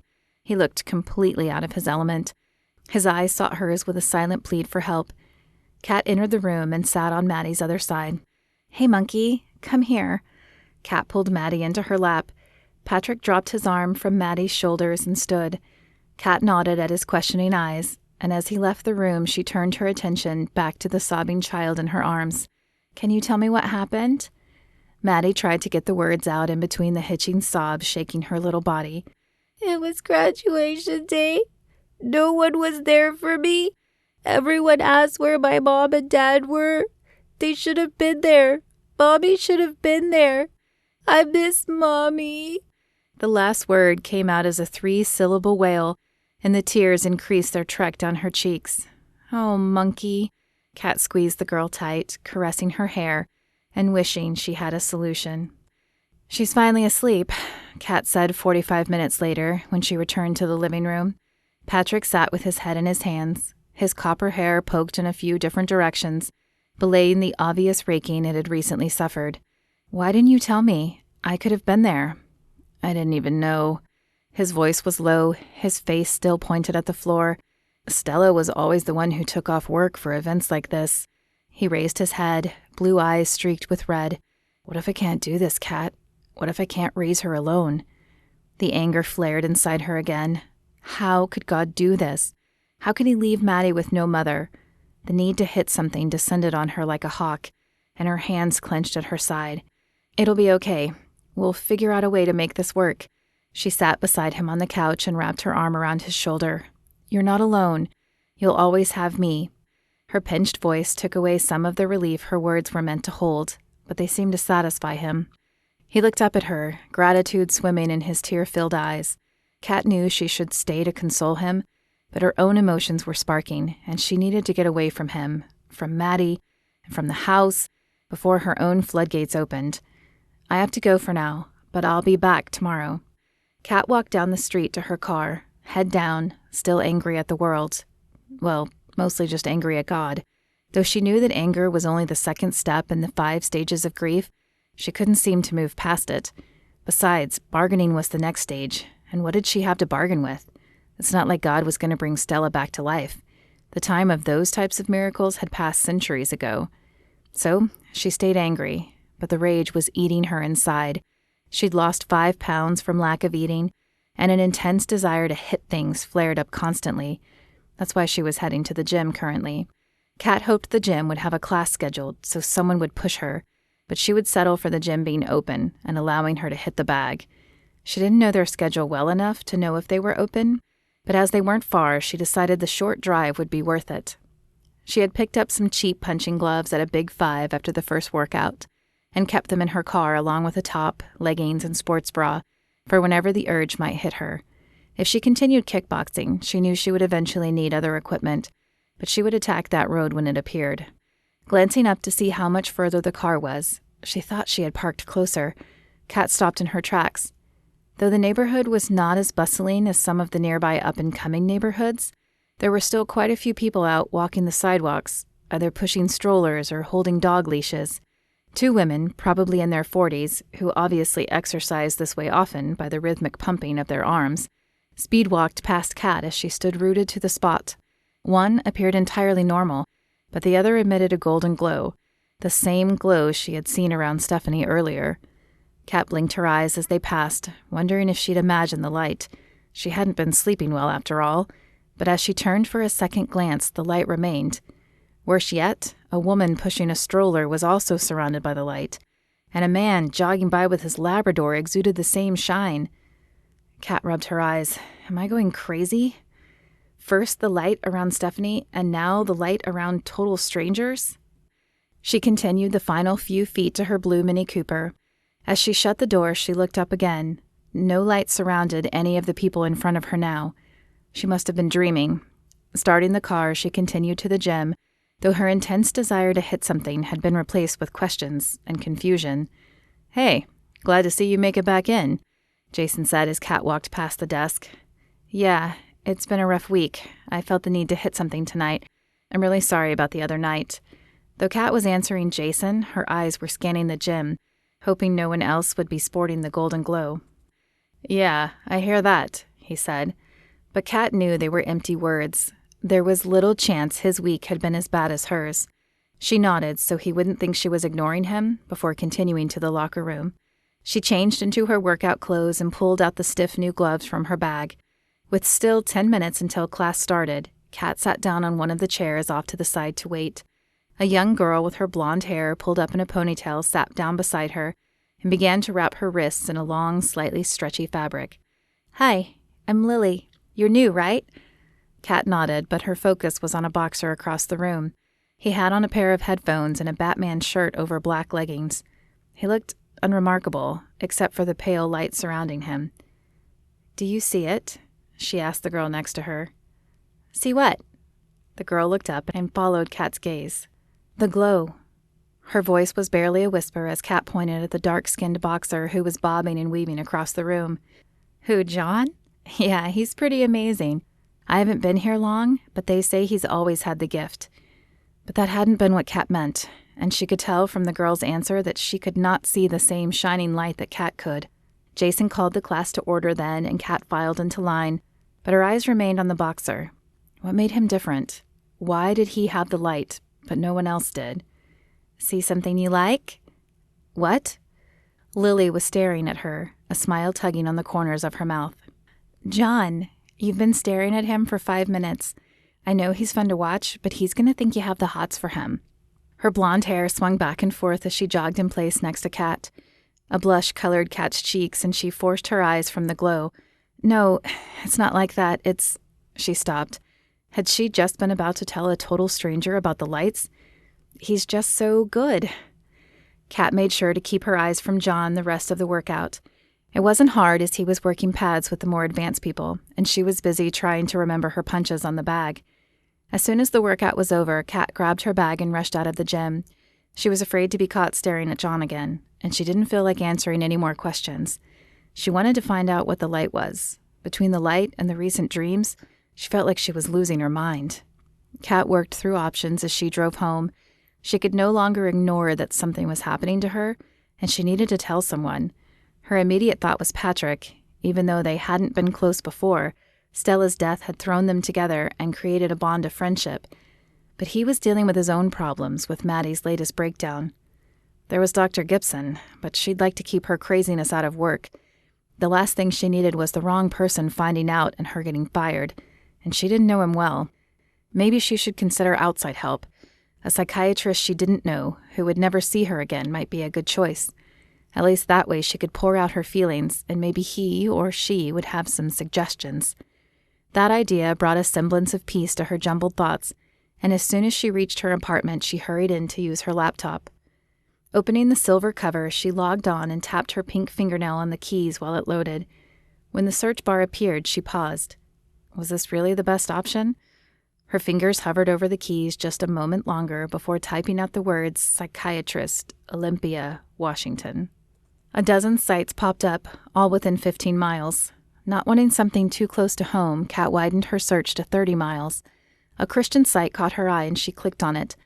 Dr. Angela Gilead had been practicing for 10 years.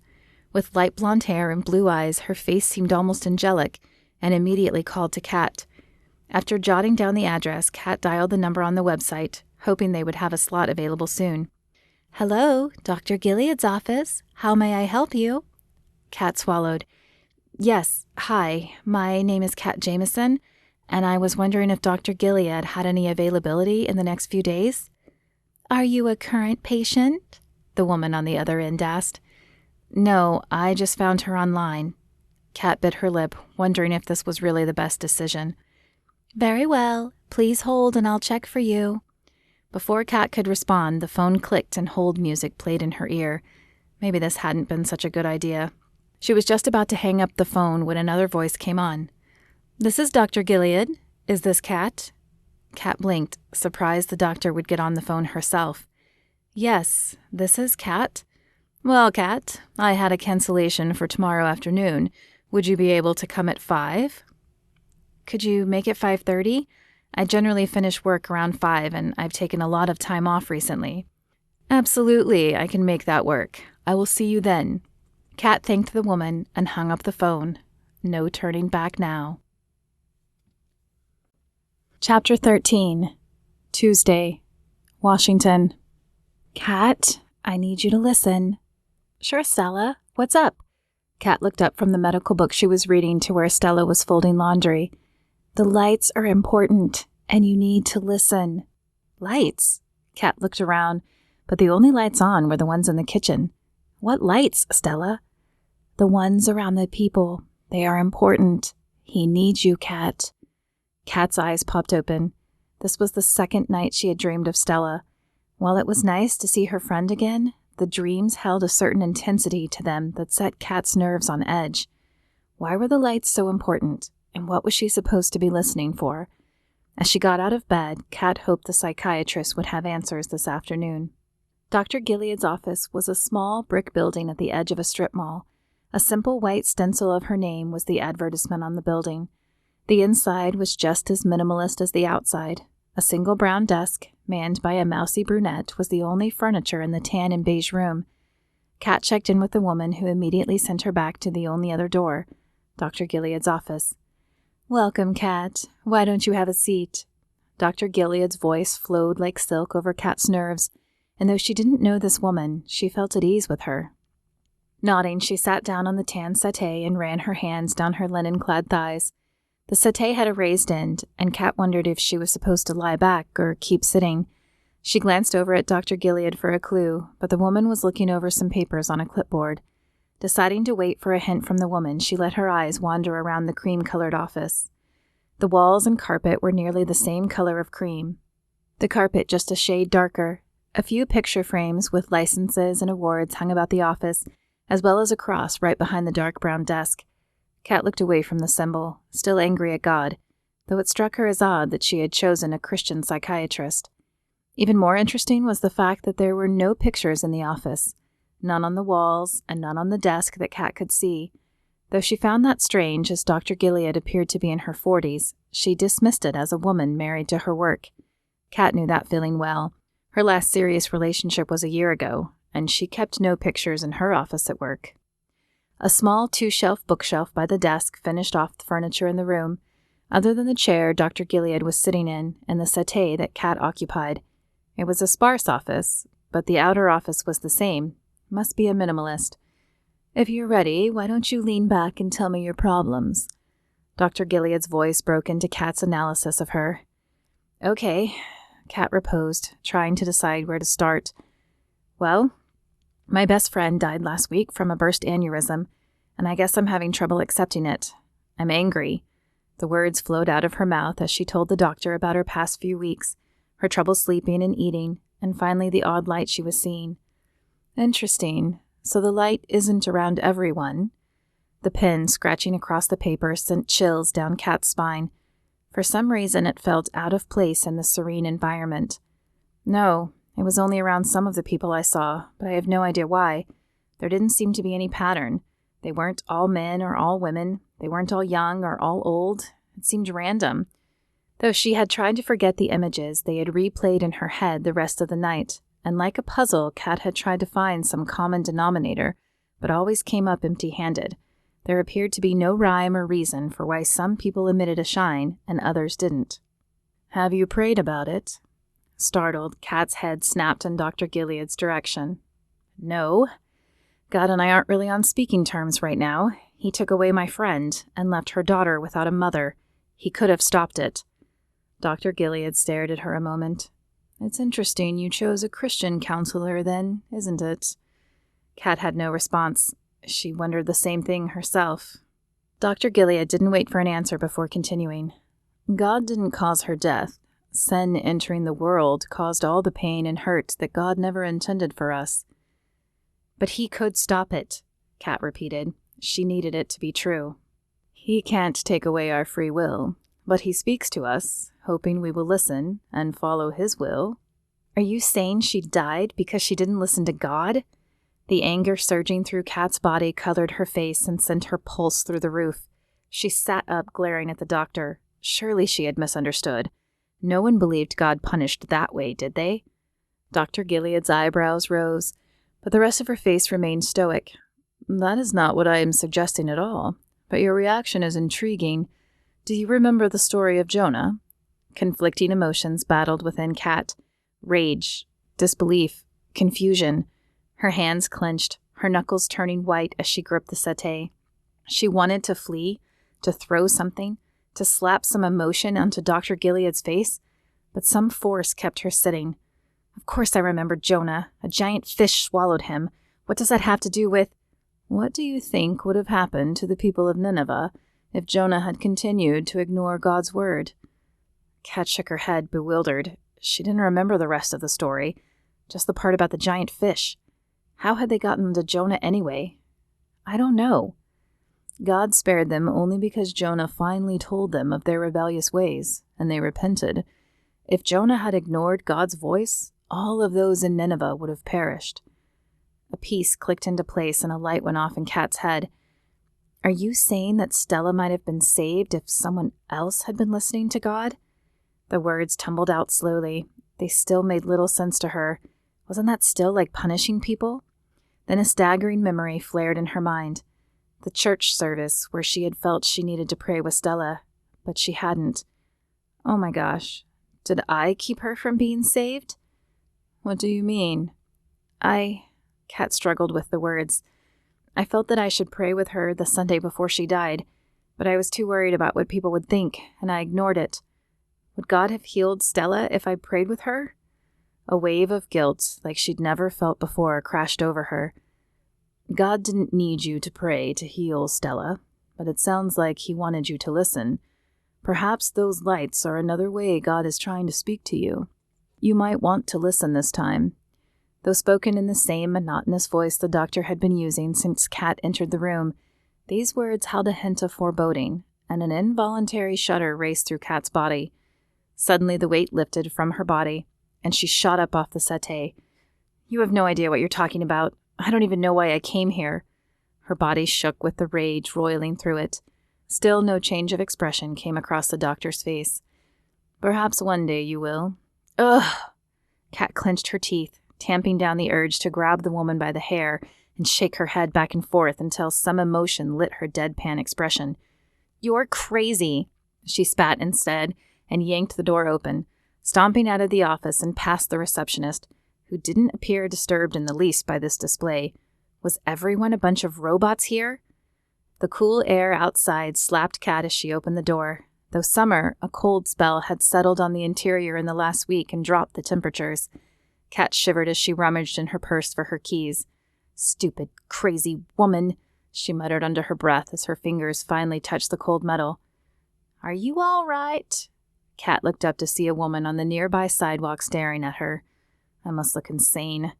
I'm fine, just looking for my keys. She held them up in triumph and smiled at the woman, who nodded, but didn't look convinced. After unlocking the car, Kat opened the door and sat in the driver's seat for a moment, collecting her thoughts. Though still angry, she wondered if maybe Dr. Gilead had a point. There were other men and women in the Bible who delivered God's messages and saved people, like Paul and the other apostles. But that was then.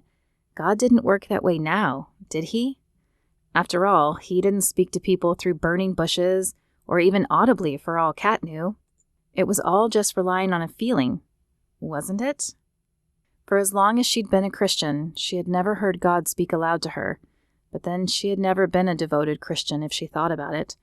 Sure, she went to church on Sundays, but she lived her own life during the week, giving little thought to God Monday through Saturday. Had she been missing something? Tuesday, Texas. Jordan picked up the last box and took one final look around her apartment. She had packed up her valuable items and was taking them to her mother's house for the summer. A friend would be subletting the apartment for the rest of the summer. With a final deep breath, she was really trusting God on this one. She shut off the light with her elbow and pulled the door shut behind her. With careful steps, she made her way down the stairs to the parking lot, where Jess leaned against Jordan's car, hands under her large, pregnant belly. She looked as if her baby would be born any day. Are you sure about this? After a little shuffling of the boxes, Jordan made room for the final box in the trunk and shut the lid.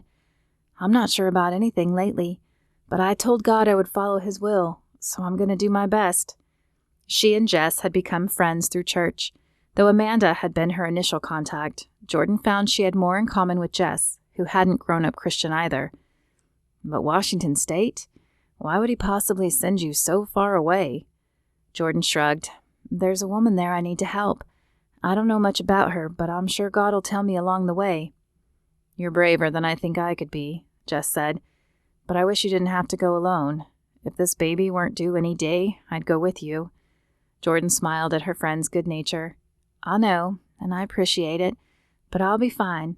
God has a plan for this. Besides, I doubt Chad would let you get very far right now. Jess blushed and rubbed her belly again. He has become pretty protective of both of us. Please keep in touch, though. I will, and you better tell me when you have that baby. Jordan hugged Jess, fighting the urge to unpack everything in her trunk and just stay. This was so out of her comfort zone. With a final glance at Jess, Jordan climbed in the driver's seat and started the car. Her mother lived a few hours away, so she was spending the night with her and heading to the airport in the morning. Jordan waved to Jess and pulled out onto the street. No turning back now. Chapter 14. Wednesday, Texas. Jordan stood just inside the airport and took a deep breath. Her mother had wanted to stay with her, but the airport wasn't that big. The line wouldn't be long, and it wasn't like Jordan was going to get lost. So she had told her mother just to drop her off curbside. However, now that she was here, facing this journey alone, the nerves were surfacing again. Closing her eyes, she took another calming breath and sent up her familiar prayer. Lord, I don't know how I can be of use to you today, but please use me to do your will. Though barely audible, the words had an immediate calming effect on the tangled bundle in her stomach. She hoisted her bag further up her shoulder and headed toward the check-in counter. Though small and certainly not busy, the chatter in the airport was a constant hum as Jordan joined the short line to check her luggage. A couple was in front of her, and Jordan smiled at their young child, who kept peeking at her around her mother's leg. She lifted her hand in a wave, and the girl buried her blonde curls in her mother's leg. "Let's go, Sarah." Her mother gently pushed the little girl's back to turn her to the left. Jordan waved one last time before stepping up to the counter. "Where are you headed?" The voice of the brunette was perky, but Jordan could see the beginning of dark circles under her eyes. She must not be sleeping well. "Seattle?" Jordan hoped some words of assurance for the woman would flood her mind, but none came. The woman tapped a few keys on the computer and printed off the label. "Here you go, all set. Just take your luggage over there for scanning." "Thank you." Jordan flashed a sincere smile, hoping it might at least comfort the woman through the rest of the day. After dropping her suitcase off and wading through the security check line, Jordan headed to Gate 3. Abilene's airport was so small that there were only 3 gates, and only 2 operated on most days. The posting at the gate showed the plane on time. Jordan glanced at her watch. 40 minutes to wait. Time enough to spend some time in the Word and hope for some clarification of who she was looking for. Jordan dropped her bag on the floor and sat in the black vinyl chair. She unzipped the back portion and felt around for her Bible. Her fingers touched the pebbled pattern and she pulled the book out. The pages flipped and she found herself in Jonah. As her eyes traveled across the lines, the words ignited a feeling in her chest that her mission was similar to Jonah's. Not that she was going to save an entire city of people from destruction, but that God was using her to fulfill some higher plan. The boarding announcement for her plane interrupted her reading. Jordan sighed and shut the Bible. Surely clarity would come on the plane. She didn't want to think about what she was going to do if she landed in Seattle and still had no idea of what to do next. She zipped the bag up and shuffled onto the plane with the rest of the passengers. The flight out of Abilene was a small prop plane with 1 seat on one side of the aisle and 2 on the other. Jordan's seat was 13C, a little over halfway down and by the window. She slid the bag under the seat in front of her and settled into the small blue seat, fastening her seatbelt and turning off her phone. An older woman in a black pantsuit sat down in the seat next to her. Jordan opened her mouth to greet her seatmate, but the scowl on the woman's face stopped her.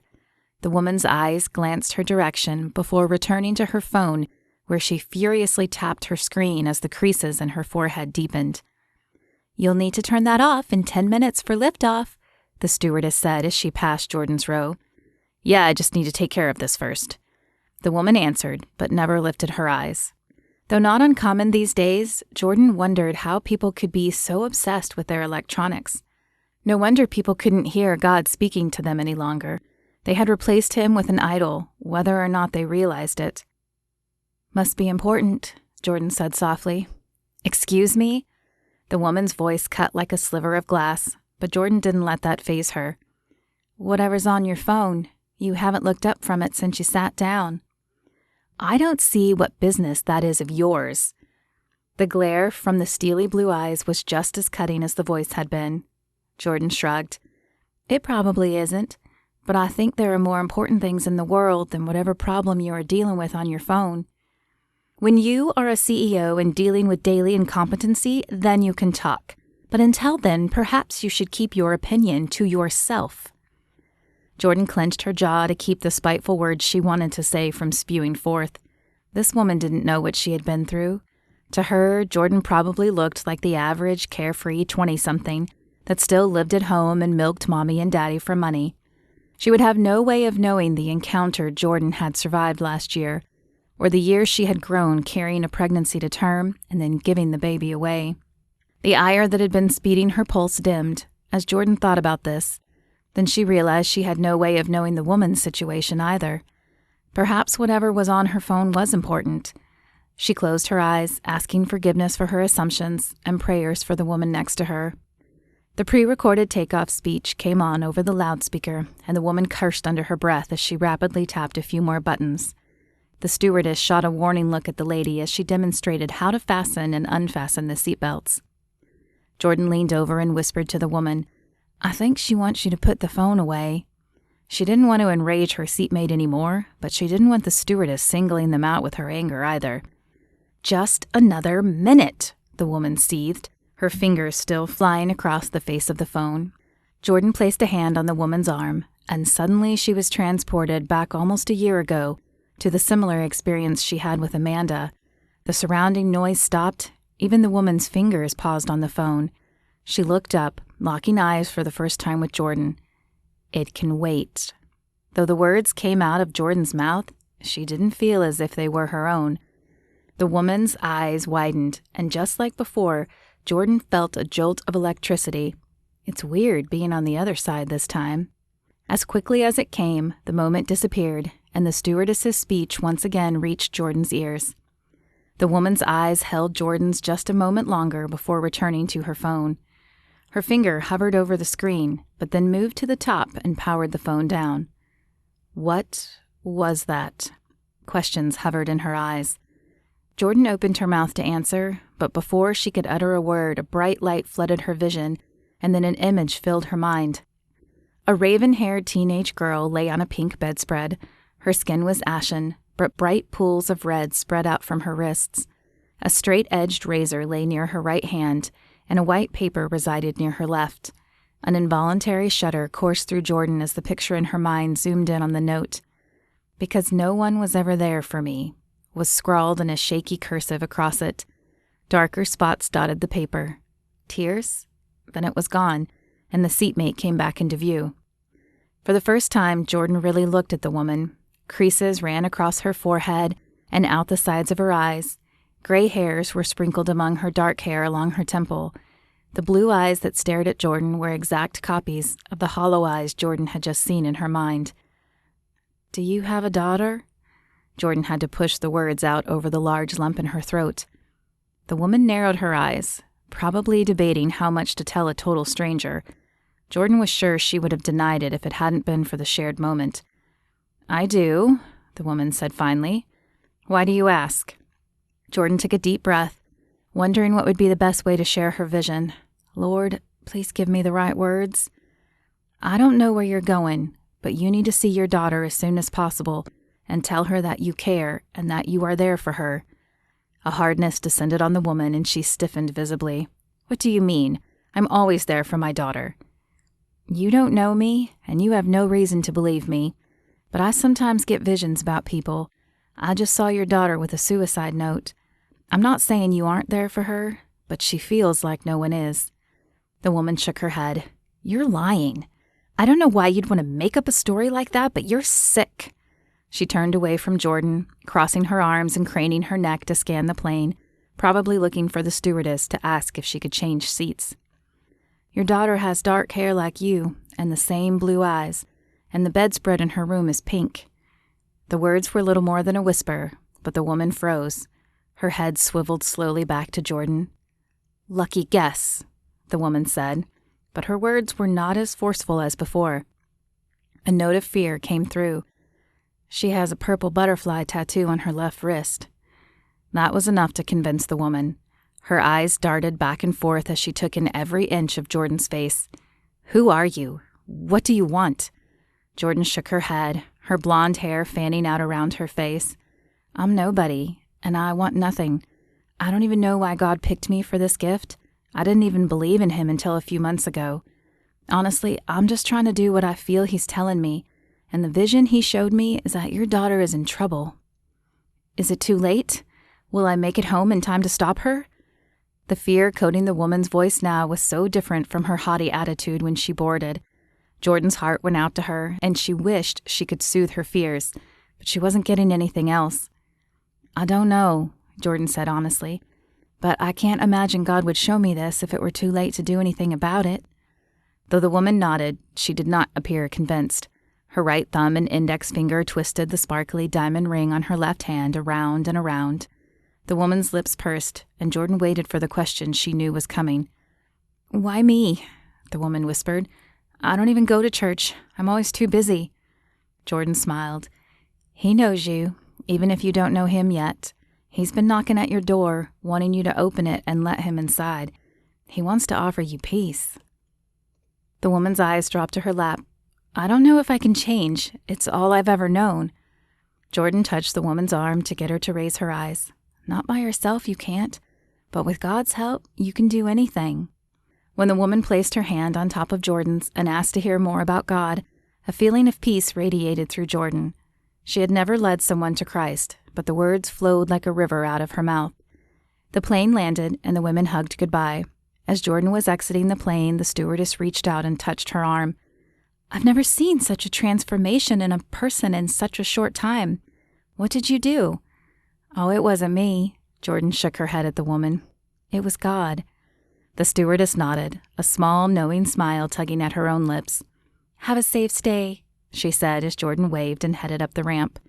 As the terminal opened into the busy airport, Jordan shrank back. The Dallas airport was a sea of people, the current flowing rapidly both directions. This was not her first flight, but it was the first time she had flown alone into such a major hub. She gripped her bag tightly as she craned her neck, trying to find the large display boards that would tell her which gate to go to next. When she finally saw the large black screens, Jordan stepped into the current and was jostled down the hallway. The gathering of people at the screen created a tide pool effect, and Jordan stepped out of the current to keep herself from being pushed past her destination. She scanned the alphabetical destination cities until she found Seattle. C7. She would need to take the shuttle to a different terminal. Sighing, she stepped back into the stream of people and continued down, her eyes scanning the signs for the shuttle. The hallway leading to the shuttle stop was less busy, and Jordan breathed a sigh of relief. The cacophony of so many conversations all around her began to create a pounding in her head. Following the sign, she headed up the stairs and waited for the announcement that the train was approaching. The doors hissed open, and Jordan secured a seat, relaxing for a moment. Though the car was mostly full, the ride was quiet, and Jordan watched the airport scenery fly by. Too soon, the train stopped, and Jordan stepped out, dreading the bustle that was sure to be in Terminal C. Again, the signs were her guide as she made her way down the hallway. Thankfully, the hallways opened on gate C10, and Jordan only had to ride the current a few feet to reach C7. Though she was early, the chairs in the waiting area were already filled with other people. Jordan spotted two empty by the window and carefully made her way to them. Just as she reached the black vinyl chairs, a man sat in the chair next to her. She looked up into mesmerizing green eyes. "Oh, sorry. Were you saving it?" Jordan's breath caught in her throat. She hadn't been interested in any man since the run-in with Trevor over a year ago. In fact, she had avoided most men. But this man was possibly the most handsome man she had ever seen, and her normal reclusive reaction didn't flare. His dark hair held a bit of wave, and his lips were the perfect shade of pink, surrounded by dark stubble. A clear cleft in his chin accented chiseled cheekbones. He stared at her, waiting for an answer. "No, it's fine," Jordan managed to say. "I'm not saving it. I was just trying to get away from the crowds." His lips pulled back in a smile, revealing perfectly white teeth. "I hear you. I'm from a small town myself, and I hate big crowds." Jordan nodded, not wanting to tempt the tremor surging inside her appearing in her voice. "Where are you headed?" the man continued, seemingly oblivious to the effect he was having on Jordan. "Seattle," she said softly, hoping her voice wouldn't give away the pounding in her chest. Why did she feel so comfortable talking to this total stranger? His smile grew a little more. Me too. I just graduated from Baylor, and I'm flying out to visit a friend of my dad to see if management is a good fit for me. I finished my sophomore year at Texas Tech, Jordan replied. Her heart was resuming its normal pace in her chest, and her confidence was returning. I'm studying to be a social worker. Wow, that's noble. The way his green eyes widened and stared even closer at her sent her heart thudding once again. I'm Jeremy. He held out his hand to shake hers. Jordan wanted to touch it, an odd feeling as she normally avoided contact with men, but she wanted to see if the electricity she felt in the air would travel down her arm, causing the hair on her arms to stand up. What if her hand shook, though? What if what she thought was a mutual interest was just friendly banter to pass the time?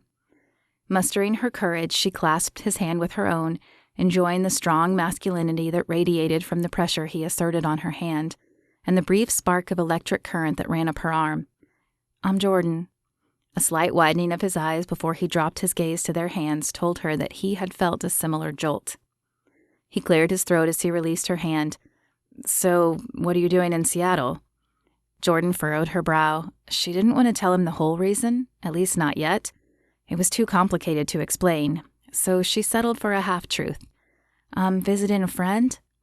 In his eyes, she could tell he wanted to ask her more about that, but after a moment he changed the topic and asked her about school instead. She answered the questions, bartering with a few of her own, and by the time the announcement came over the loudspeaker for their plane, she felt as if she had known him for days instead of a few hours. They stood and shuffled into the group of people herding into a single line. As Jeremy pulled his ticket out, Jordan glanced down at the information and was disappointed to see that their seats weren't close together. I guess this'll be goodbye, she said, pointing down at Jeremy's ticket. I'm about 7 rows behind you. His shoulders sank slightly as a flash of disappointment crossed his features. Maybe we can trade seats with someone, but if not, can we meet after? I know it might sound strange, but I'd like to stay in touch. Maybe trade emails? His eyes pleaded silently with her. Jordan smiled at him, surprised at the words that tumbled out of her mouth. I'd like that. The line surged forward, and they handed their tickets to the gate agent before continuing up the ramp.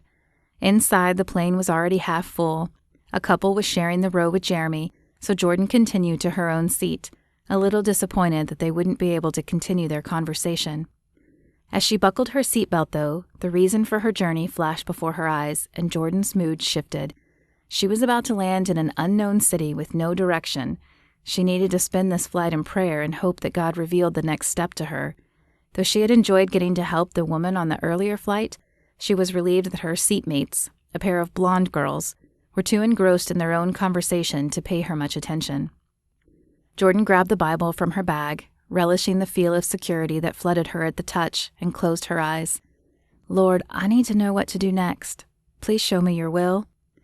As Jordan stepped off the plane and into the Seattle airport, Jeremy waved at her. A flicker of warmth stirred in her heart, and Jordan couldn't help the smile that plastered itself across her face, or the soft blush that followed it. How was the flight for you? Jeremy asked when she reached his side. Together they walked down the terminal, dodging the onslaught of people scurrying in the other direction. It was good. My seatmates were friends, so it was quiet for me. How about for you? Jeremy smiled but rolled his eyes. I wasn't as lucky as you. The man next to me was a dipper and kept spitting in a cup. The smell was bad, but the sound was worse, just a constant drip like a leaky faucet. Jordan wrinkled her nose and shivered at the image. She had briefly dated a boy in high school who dipped, but the first time he had tried to kiss her, she nearly heaved up her lunch at the smell. The relationship ended after that. I'm sorry. That sounds awful. His shoulders rose in a shrug. It wasn't my best flight, but it wasn't my worst either. At least he didn't talk my ear off. He grabbed her hand and pulled her left down a hall, following the signs for the baggage claim. Jordan couldn't tear her eyes from their clasped hands as she followed him down the hall.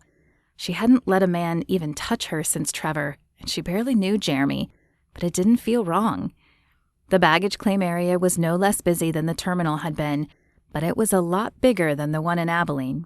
Jordan's eyes widened as the room seemed to stretch forever. Large screens like the ones to announce arrivals and departure dotted the ends of the room.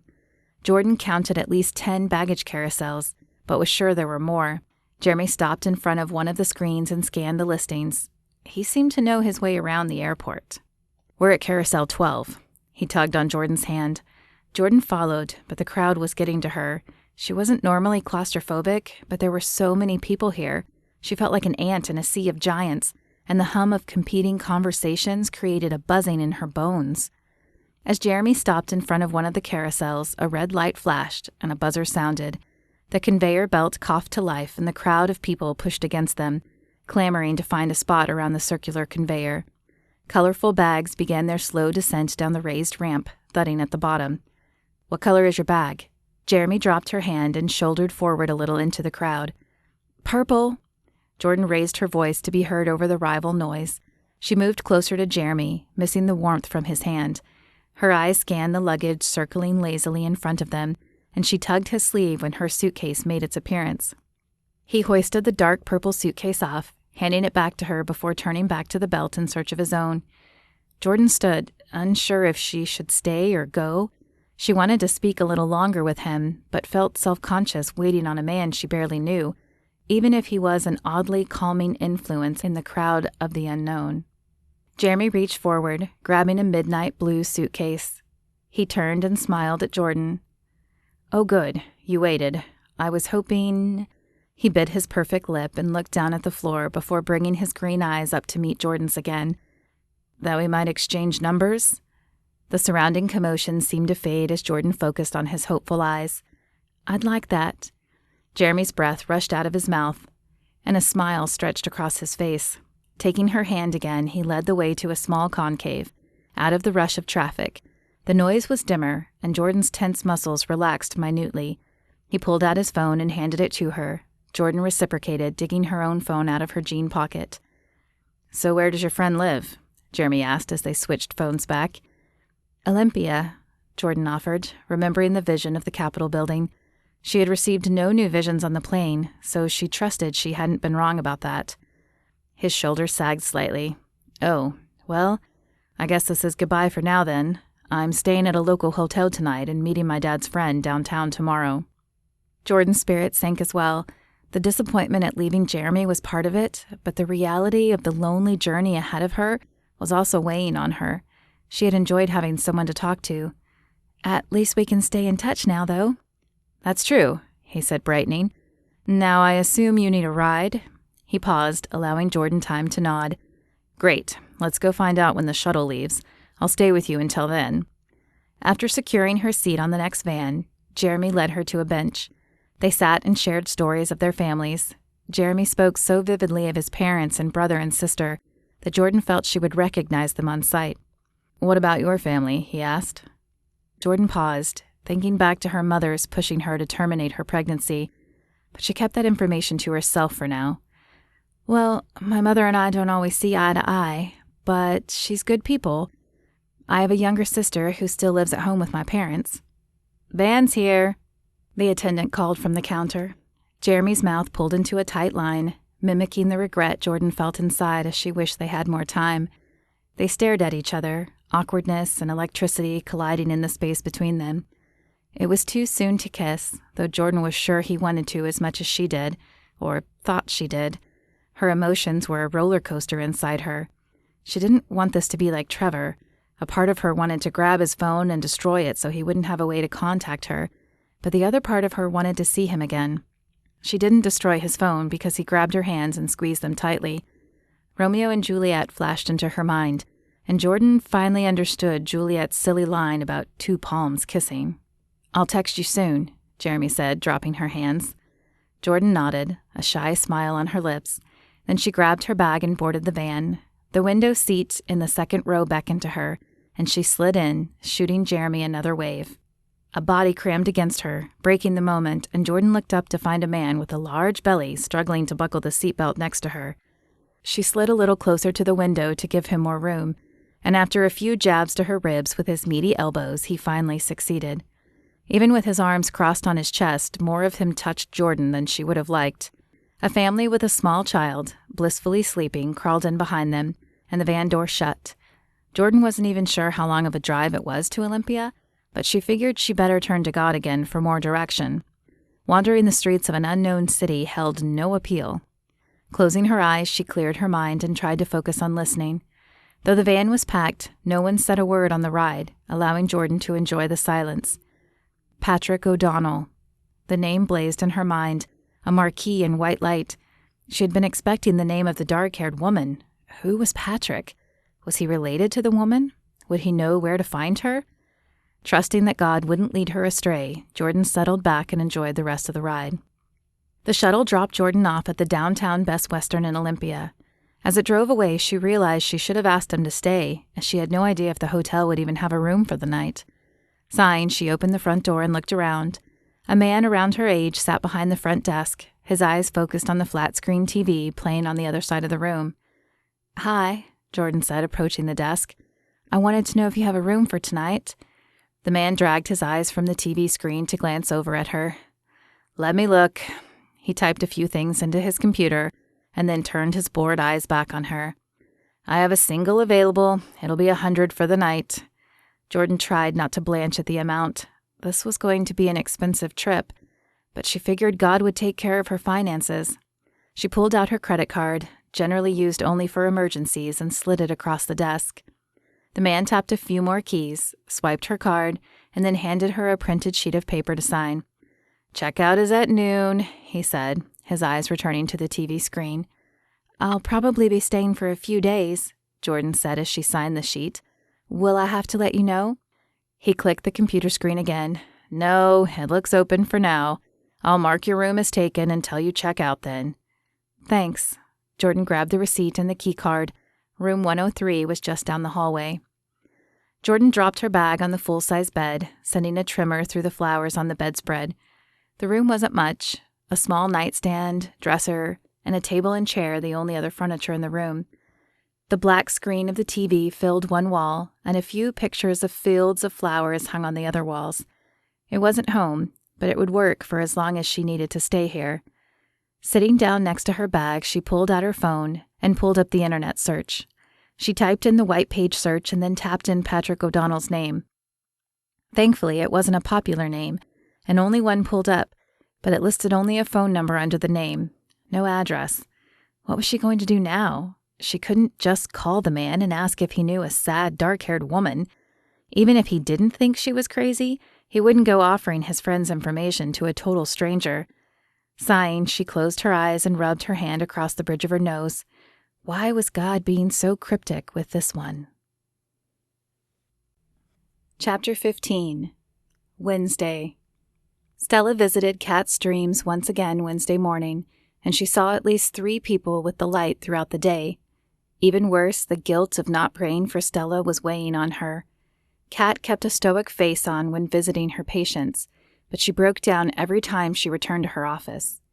When she'd left Dr. Gilead's office yesterday, she had thought the woman was crazy, but now there was a need to go back, to have her explain her cryptic messages. She laid her head on her desk and wondered if she would ever be okay again. "All right, let's go." "Go where?"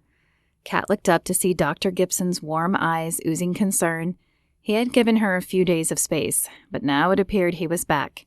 "Wherever you need to go. I don't know you well, but you are obviously struggling with something." "How do you know?" Kat hoped he would just leave her to stew in her own head. "Because I called your name 3 times before I walked in here. Look, you are dealing with Stella's death, but something else is going on, and it's affecting your work. If I'm noticing, then others are too."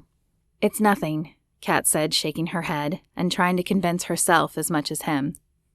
"Sorry, but I'm not taking no for an answer. There is something going on, and with everything you've been through recently, you could use a friend. So I'll ask you again, where are we going?" Kat stared at him a moment longer, debating whether to keep pushing him away or just let him tag along. He didn't have to come in with her when they got there. "All right, we're going for a drive then, I guess." He smiled as she grabbed her jacket and her keys. "So, where is this drive taking us?" he asked as Kat pulled out of the parking lot. "To see a shrink." Micah's eyebrows knitted together, but Kat refused to reveal any more. Deciding not to press the issue, Micah pulled out his phone, presumably to check his emails, and they drove the rest of the way in silence. 30 minutes later, Kat pulled into the parking lot she had left less than 48 hours ago and stopped. It can't be, she said softly. What? Micah put his phone down and glanced around. It's gone, Kat stammered. Though the building she had been in was still there, no one had been in it for some time. The windows were boarded up and spray painted over. She blinked, not believing her eyes. Yesterday an office stood here. I went inside. I sat on a couch. It doesn't look like there's been an office here for some time, Micah said slowly. Don't you think I can see that? Kat snapped. Her heart thrummed loudly in her chest. I'm telling you, though, that yesterday there was a business here. Kat, you've been under a lot of stress. Don't patronize me, Kat yelled, cutting him off. I am not crazy. I know what I saw. But suddenly she wasn't so sure. Had she imagined the meeting? Her hands shook against the steering wheel and her vision blurred. Hey, it's okay. Micah placed a hand on hers. You lost your best friend. But Kat stammered, but no coherent thought came out of her mouth. Was she going crazy? Here, let's change places and I'll drive back. Micah was being so kind that Kat didn't have the heart to argue. She placed the car in park and unstrapped her seatbelt. As she opened the door, she couldn't resist the urge to get a closer look at the building. I'll be right back, she said as Micah came around her blue Mini Cooper. She took a step toward the building, then another. A slat in the boards allowed her a peek inside the building. Though dark, the shape looked the same, but there was no furniture, and the wallpaper was peeling. It didn't look like anyone had used this building in years. I know what I saw, Kat whispered to herself and crossed to the doorway. She had hoped to see an old name, but the boards completely covered the entrance. Sighing, she turned back to the car. Micah stood at the driver's side door watching her. Ignoring his questioning gaze, she opened the passenger door, sat down, and folded her hands in her lap. Kat had always felt in control of her life, but suddenly everything she had known was spiraling out of control. Micah, to his credit, said nothing. He simply started the car and turned it around. Kat sat in silence for half the drive, but finally she could contain the question no longer. Do you believe God talks to us? Micah's eyes focused on her for just a second before turning back to the road. Of course I do. Why do you think I started talking to you? What? Kat hadn't been expecting that response at all. She'd been prepared for him to say yes, or to tell her she was crazy, but she was not prepared for that response. He chuckled. Kat, I've been a believer a long time, but I didn't start listening until recently. Can I tell you my story? Kat nodded and Micah continued. I've been at my gym for several years. I go to work out, but I've talked to people and they know I have faith. Last Christmas, a girl at our gym died in a car accident. She and her whole family, actually. The gym manager was close to her, and he pulled me aside one day to ask me why God would let bad things happen to good people. Kat's mouth dropped open. How could his story be so like hers? I didn't have an answer for him that day. I don't even know if she was a believer. But I asked other Christians and researched on my own. As I did that, I grew closer to God, and I felt this urging to say things to people and do things for them. I realized then I was hearing that still small voice they talk about, one that I had probably heard for a long time but never really listened for. Do you know what I mean? Kat nodded, and the guilt pressed down even harder. I think I felt that urging to pray with Stella, but I ignored it. Do you think Stella died because I ignored it? Micah shook his head. I don't know if it works like that, but I do think God can't use us if we aren't obedient, and I think maybe he was asking you to be obedient. Kat curled up in her seat, but she let his words wash over her. Was God asking her to be obedient? And if he was, could she be?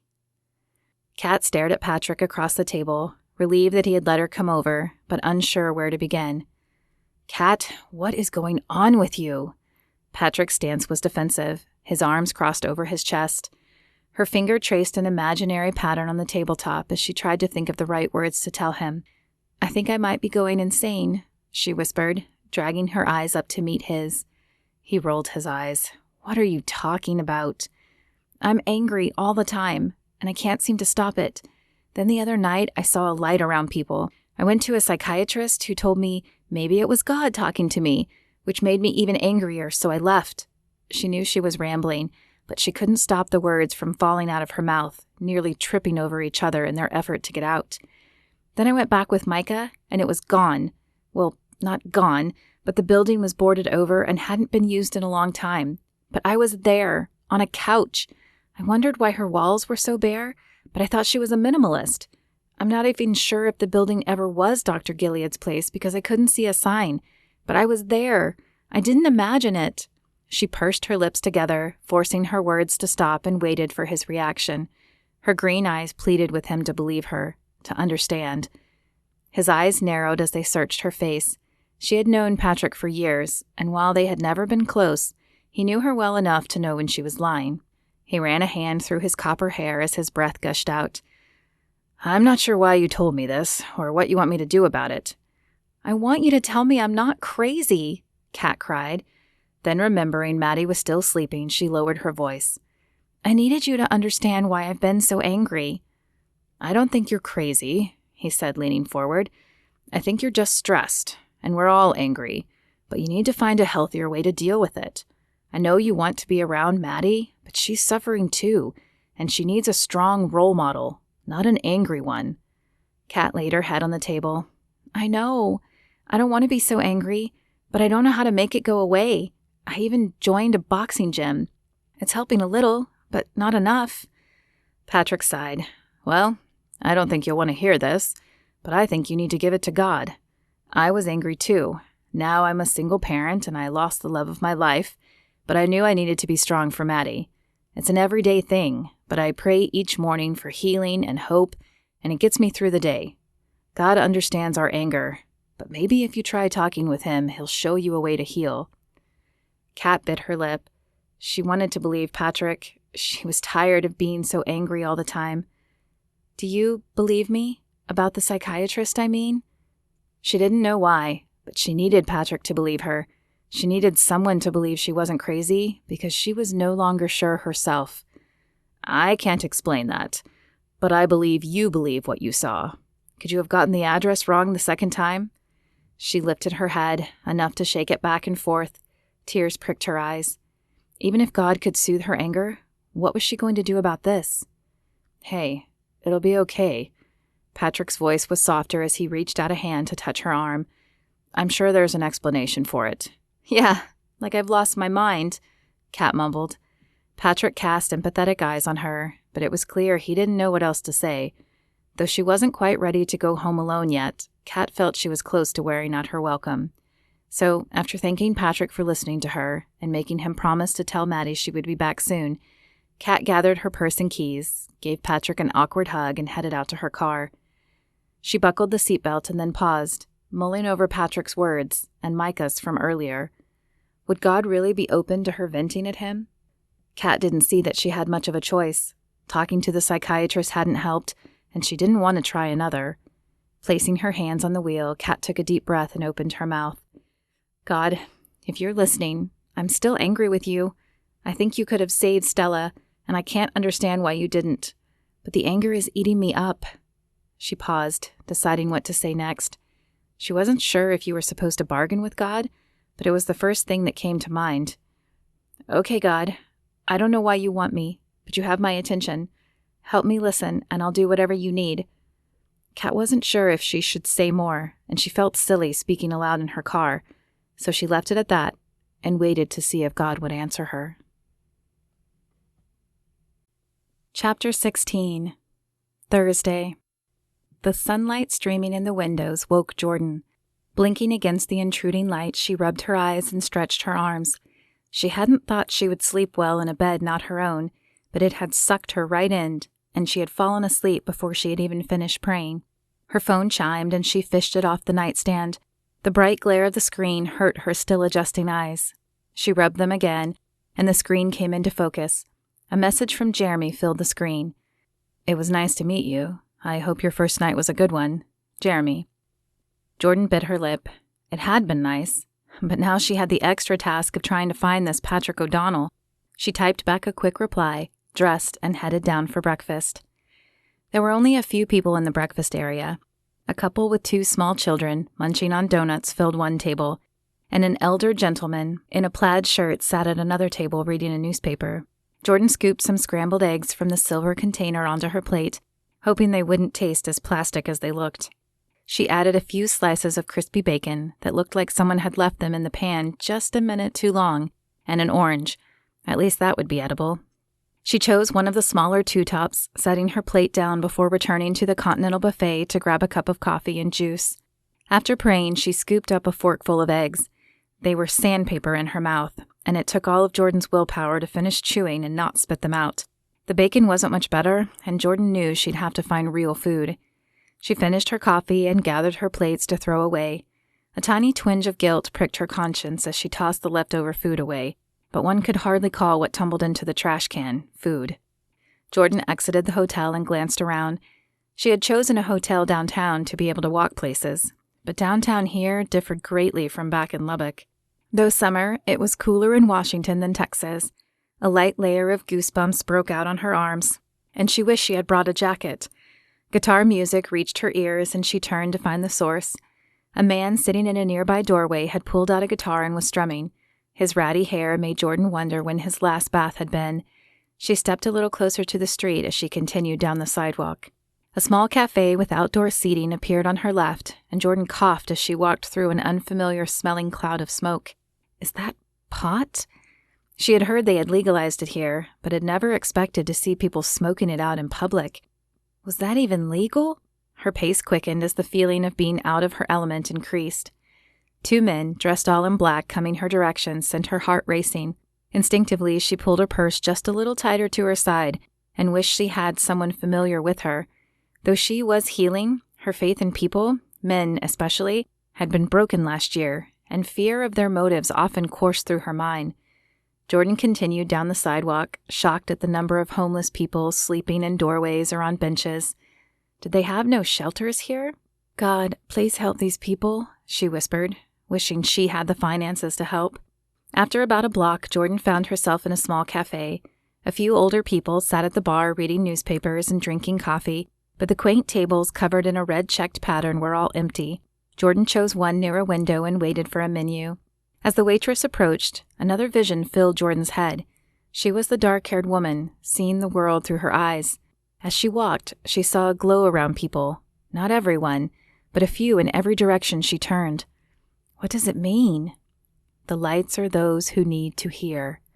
Though not audible, Jordan felt the voice in her head. She needs to see. Miss, are you okay? Jordan's body unfroze, and she turned to look up at the waitress, whose brown eyes were wide with concern. She appeared about 40, with gray hairs creeping in around her otherwise dark temple. Her hair was pulled back in a messy bun that looked effortless and professional at the same time. Worry lines stood out on her face and forehead, and the pencil in her right hand hovered just over the white pad she held in her left. I'm fine, Jordan offered a smile to assure the woman. I was just thinking about something. Sorry if I scared you.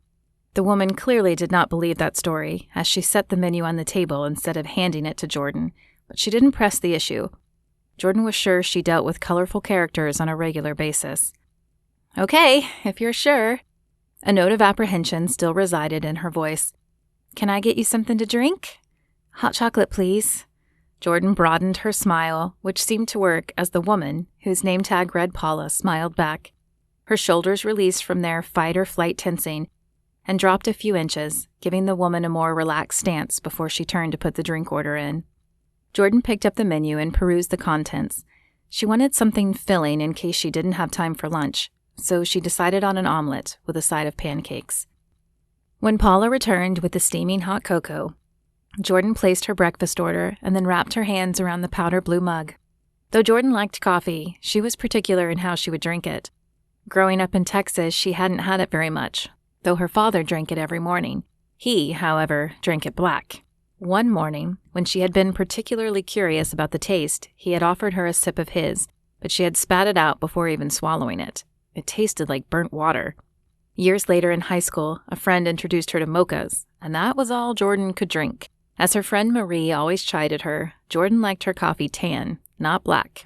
Unfortunately, most restaurants couldn't get a mocha right. It always ended up tasting too much like coffee. So Jordan would order teas or hot chocolates and save her coffee cravings for shops that specialized in them. As Jordan brought the lip of the cup to her lips to blow on it, she thought about the vision. If this woman was seeing this light, that meant she had a gift like Jordan's. Did she know what to make of the light? Something told Jordan she didn't. She was probably just as lost as Jordan had been when her visions had started. She took a sip, letting the liquid infuse her body with warmth as it traveled down her throat and into her stomach. The bell above the door jingled, and Jordan glanced up to see a man with copper-colored hair enter with a little blonde girl. "Hey, Patrick, Maddie, grab a seat and I'll be there shortly," Paula said to the pair before placing a plate in front of Jordan. Jordan thanked the woman, but her eyes were on the father-daughter duo. Could this be the Patrick she sought? It would be an extraordinary coincidence, but not out of God's power.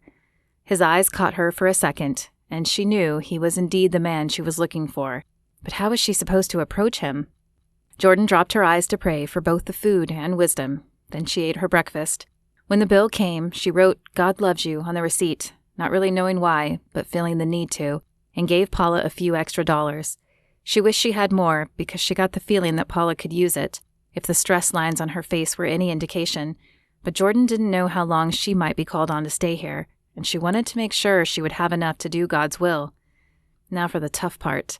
The man and girl, obviously his daughter, had just ordered their food, so Jordan felt this would be the best time to approach him. Still, her stomach knotted at the prospect. What if he thought she was crazy and called the cops? She couldn't very well complete her task from jail, but if she left, she might not get another chance to talk to him. God had opened the door, and since she was already walking on faith, she might as well trust him here too. "Excuse me, are you Patrick O'Donnell?" His head cocked and his eyes narrowed. "Do I know you?" Jordan opened her mouth, but words failed her. What could she possibly say? "Daddy, I'm hungry. When is the food coming?" The little girl looked up from her coloring paper. "In a minute, Maddie." His eyes never left Jordan's. "Tell me how you know my name." Jordan bit her lip and clutched the strap of her purse tighter. "You wouldn't believe me." "Try me." His eyes never left hers, and after a deep breath, Jordan opened her mouth to continue. "Okay, God gave me your name last night. I think you know a woman I need to get in touch with. When we locked eyes, I just knew that you were him. The name I'd been given, I mean." Jordan cursed her rambling words. Why couldn't she make her words make sense, especially when they mattered so much? Patrick's blue eyes were ice, sending shivers through her soul as he searched her face. "Sit down and tell me more about this communication from God." Her mouth fell open. Did he believe her? Okay. Their table was square, and as he was sitting across from his daughter, Jordan took the chair to his left and the little girl's right. He folded his hands on the table as he stared evenly at her. If she wanted him to trust her, she'd better start at the beginning. She spilled out the story, pausing only long enough to let Patrick pray when the waitress returned with their food. Paula shot them all an inquisitive look, but she kept her questions to herself. "So, let me get this straight. You dropped everything to come here and find me, or, I guess, my friend, based on feelings you get?" Jordan's eyes dropped to the table. He didn't believe her. "Feelings and visions. Sometimes I get visions and sometimes dreams." She mumbled the last few words, feeling like a fool for approaching this total stranger. "It must be nice." Jordan's eyes popped up. "I'm sorry? What must be?" "Having that close of a connection with God. I can't remember ever hearing his voice, and so many times I've wondered if I'm on the wrong path." Relief flooded her body. He believed her. "I don't know why he chose me. I wasn't even a believer until a few months ago. It is nice to have a pretty solid idea of what to do, but it's also daunting. What if I don't follow the vision? What if I get it wrong? That's a lot to carry on your shoulders." "I hadn't thought of it like that." Silence descended then as Patrick ate his breakfast. Jordan waited, pursing her lips together to keep from hounding him with questions. When his plate was clean, he laid down his fork and leaned back, crossing his arms. "I know who the woman is, but I can't just give you her information. I believe you are telling the truth, but the information isn't really mine to share." Jordan's heart sank. Had she come this far only to have to go back home empty-handed? "Here's what I will do." He pulled a pen from his pocket and grabbed a clean napkin. "I will ask her to join us for dinner tonight. You can talk to her then, but I will be there too." He scribbled an address down and handed the napkin to Jordan. A smile broke out on her face as elation filled her soul. "That's fine. That's great. Thank you. Thank you so much." He nodded. I'm only doing it because I'm hoping you can help her." As Jordan stood and tucked the napkin in her pocket, a sobering thought hit her. She might be meeting the girl from her visions tonight, but she had no idea what she was supposed to say to her. It would be a long afternoon spent in prayer. Having some time to kill, Jordan wandered down towards the Capitol building after she left. There was a lake at the base of the hill the Capitol building sat on, and a gravel path that seemed to encircle the lake. As she walked, the beauty of the trees and the lush green grass struck her. Though the campus of Tech itself was kept watered and stayed green, the summers in Lubbock were too hot for much of anything else to grow. It was more brown than green, but here the lake was a bright blue, and several ducks swam across its surface. The air was warm but not stifling, and as it was still before noon, there weren't many people out. She passed a few teens glued to their cell phones and sighed. Technology was great, but it seemed that in the last few years, people were so glued to their phones and social media that no one was out enjoying God's creation. Her feet stopped as inspiration hit her. Were people no longer listening to God because they were so glued to their idols? Was that why God was now reaching out to them this way? She glanced down at her watch, wishing the time would speed up. She couldn't wait to meet the mystery woman and share this revelation with her. Surely she would be as excited about the prospect as Jordan was. Chapter 17. Still Thursday. Kat closed her laptop for the day and picked up her purse. Patrick had texted a few minutes ago inviting her to dinner, and though she had hoped to make the gym for a workout, she knew Patrick and Maddie needed her. "Any plans tonight?" Kat looked up to see Micah in her doorway. Strange how she thought of him as Micah now instead of Dr. Gibson. It must have been the kindness he showed her. He had yet to commit her. "Yeah, dinner with a friend tonight, and then," she sighed, "probably more soul-searching." She was still waiting for some answer from God on what she was supposed to do with the light she kept seeing around people. "Is it getting any better?" He fell into step beside her as they walked to the elevator. Better? That was hard to define. She was less angry, but still so confused. However, she hadn't told Micah about the lights, and she didn't feel like getting into that conversation with him now. "Yeah, maybe a little. I'm praying again, but still waiting for an answer." He flashed a crooked smile at her as the elevator door opened. "I bet you won't have to wait much longer." Kat cocked her head at the cryptic reply. "Aren't you coming?" "No, I just remembered I still have some work to do." He winked at her as the doors closed. Kat blinked at the closed doors. Was he hitting on her? Or was she imagining his friendship as more? She shook her head. It didn't matter. Romance was not on her mind right now. Kat pulled into the driveway of Patrick's house and parked the car. She should have asked him if he needed her to bring anything, but since he hadn't asked, she assumed he had dinner planned. The front door was unlocked, but she knocked on it as she pushed it open. It was still weird going in unannounced. "Patrick, I'm here." "In the kitchen," his voice came back. Kat continued into the kitchen and stopped short. Was that a girl with him? What was going on? If he was telling her he had met someone already, she might just test out the right cross she had been perfecting on him. Patrick stood as she entered, but the girl remained seated. With long blonde hair and a clear complexion, she resembled a younger Stella, but surely Kat had this all wrong. It was too soon. But what else could this be? "Hey, Kat," he said, moving to her. "Thanks for coming." "What's going on, Patrick?" He cleared his throat and looked back at the pretty blonde. "I want you to meet someone." Kat's shoulders tensed and her hands curled into fists at her side. "What have you done, Patrick?" she seethed through clenched teeth. "What?" He blinked at her, and then the corners of his lips pulled up in a small grin. "No, Kat, it's not like that. Just come and sit down." She followed him to the table, more confused than ever. If he wasn't seeing this girl, then who was she, and why was she here? "Kat Jameson, this is Jordan Wright. She flew all the way out from Texas to meet you." She turned confused eyes on him, and his grin widened. "To meet me? Why?" Kat sat across from the blonde. She couldn't be older than 20 or 21. Her green eyes stared at Kat, but her face remained stoic. She had a light dusting of freckles across her nose and a prominent beauty mark on her cheek. "Because God told me to." Even with everything going on in her life, Kat found this hard to believe. People didn't jump on planes and fly out to meet people they didn't know just because of a feeling, did they?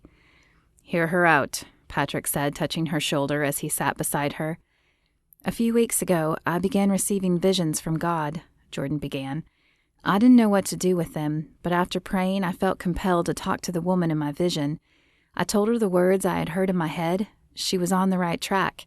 It meant nothing to me, but it was the sign the woman had been praying for.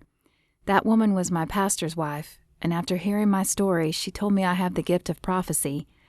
After that, the visions kept coming, always with some message to pass along to the person.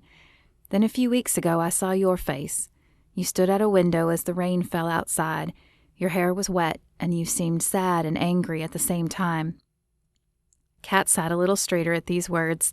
She remembered the moment well, as it had been the day of Stella's funeral, just before she threw her Bible across the room. But how could this girl she had never met, who lived across the country, know that? A few days later, God showed me a vision of Washington State, and that's how I knew you lived here. Then, on my way, I received the Capitol building, so I deduced you lived in Olympia. When I landed in Washington, he gave me Patrick's name, and I ran into him this morning over breakfast. Kat felt like someone had punched her in the gut. The air wouldn't fill her lungs right. Even if she didn't believe this girl, that was a lot of coincidences. Patrick caught her eye and patted her knee, giving encouragement and a silent cue to keep listening at the same time.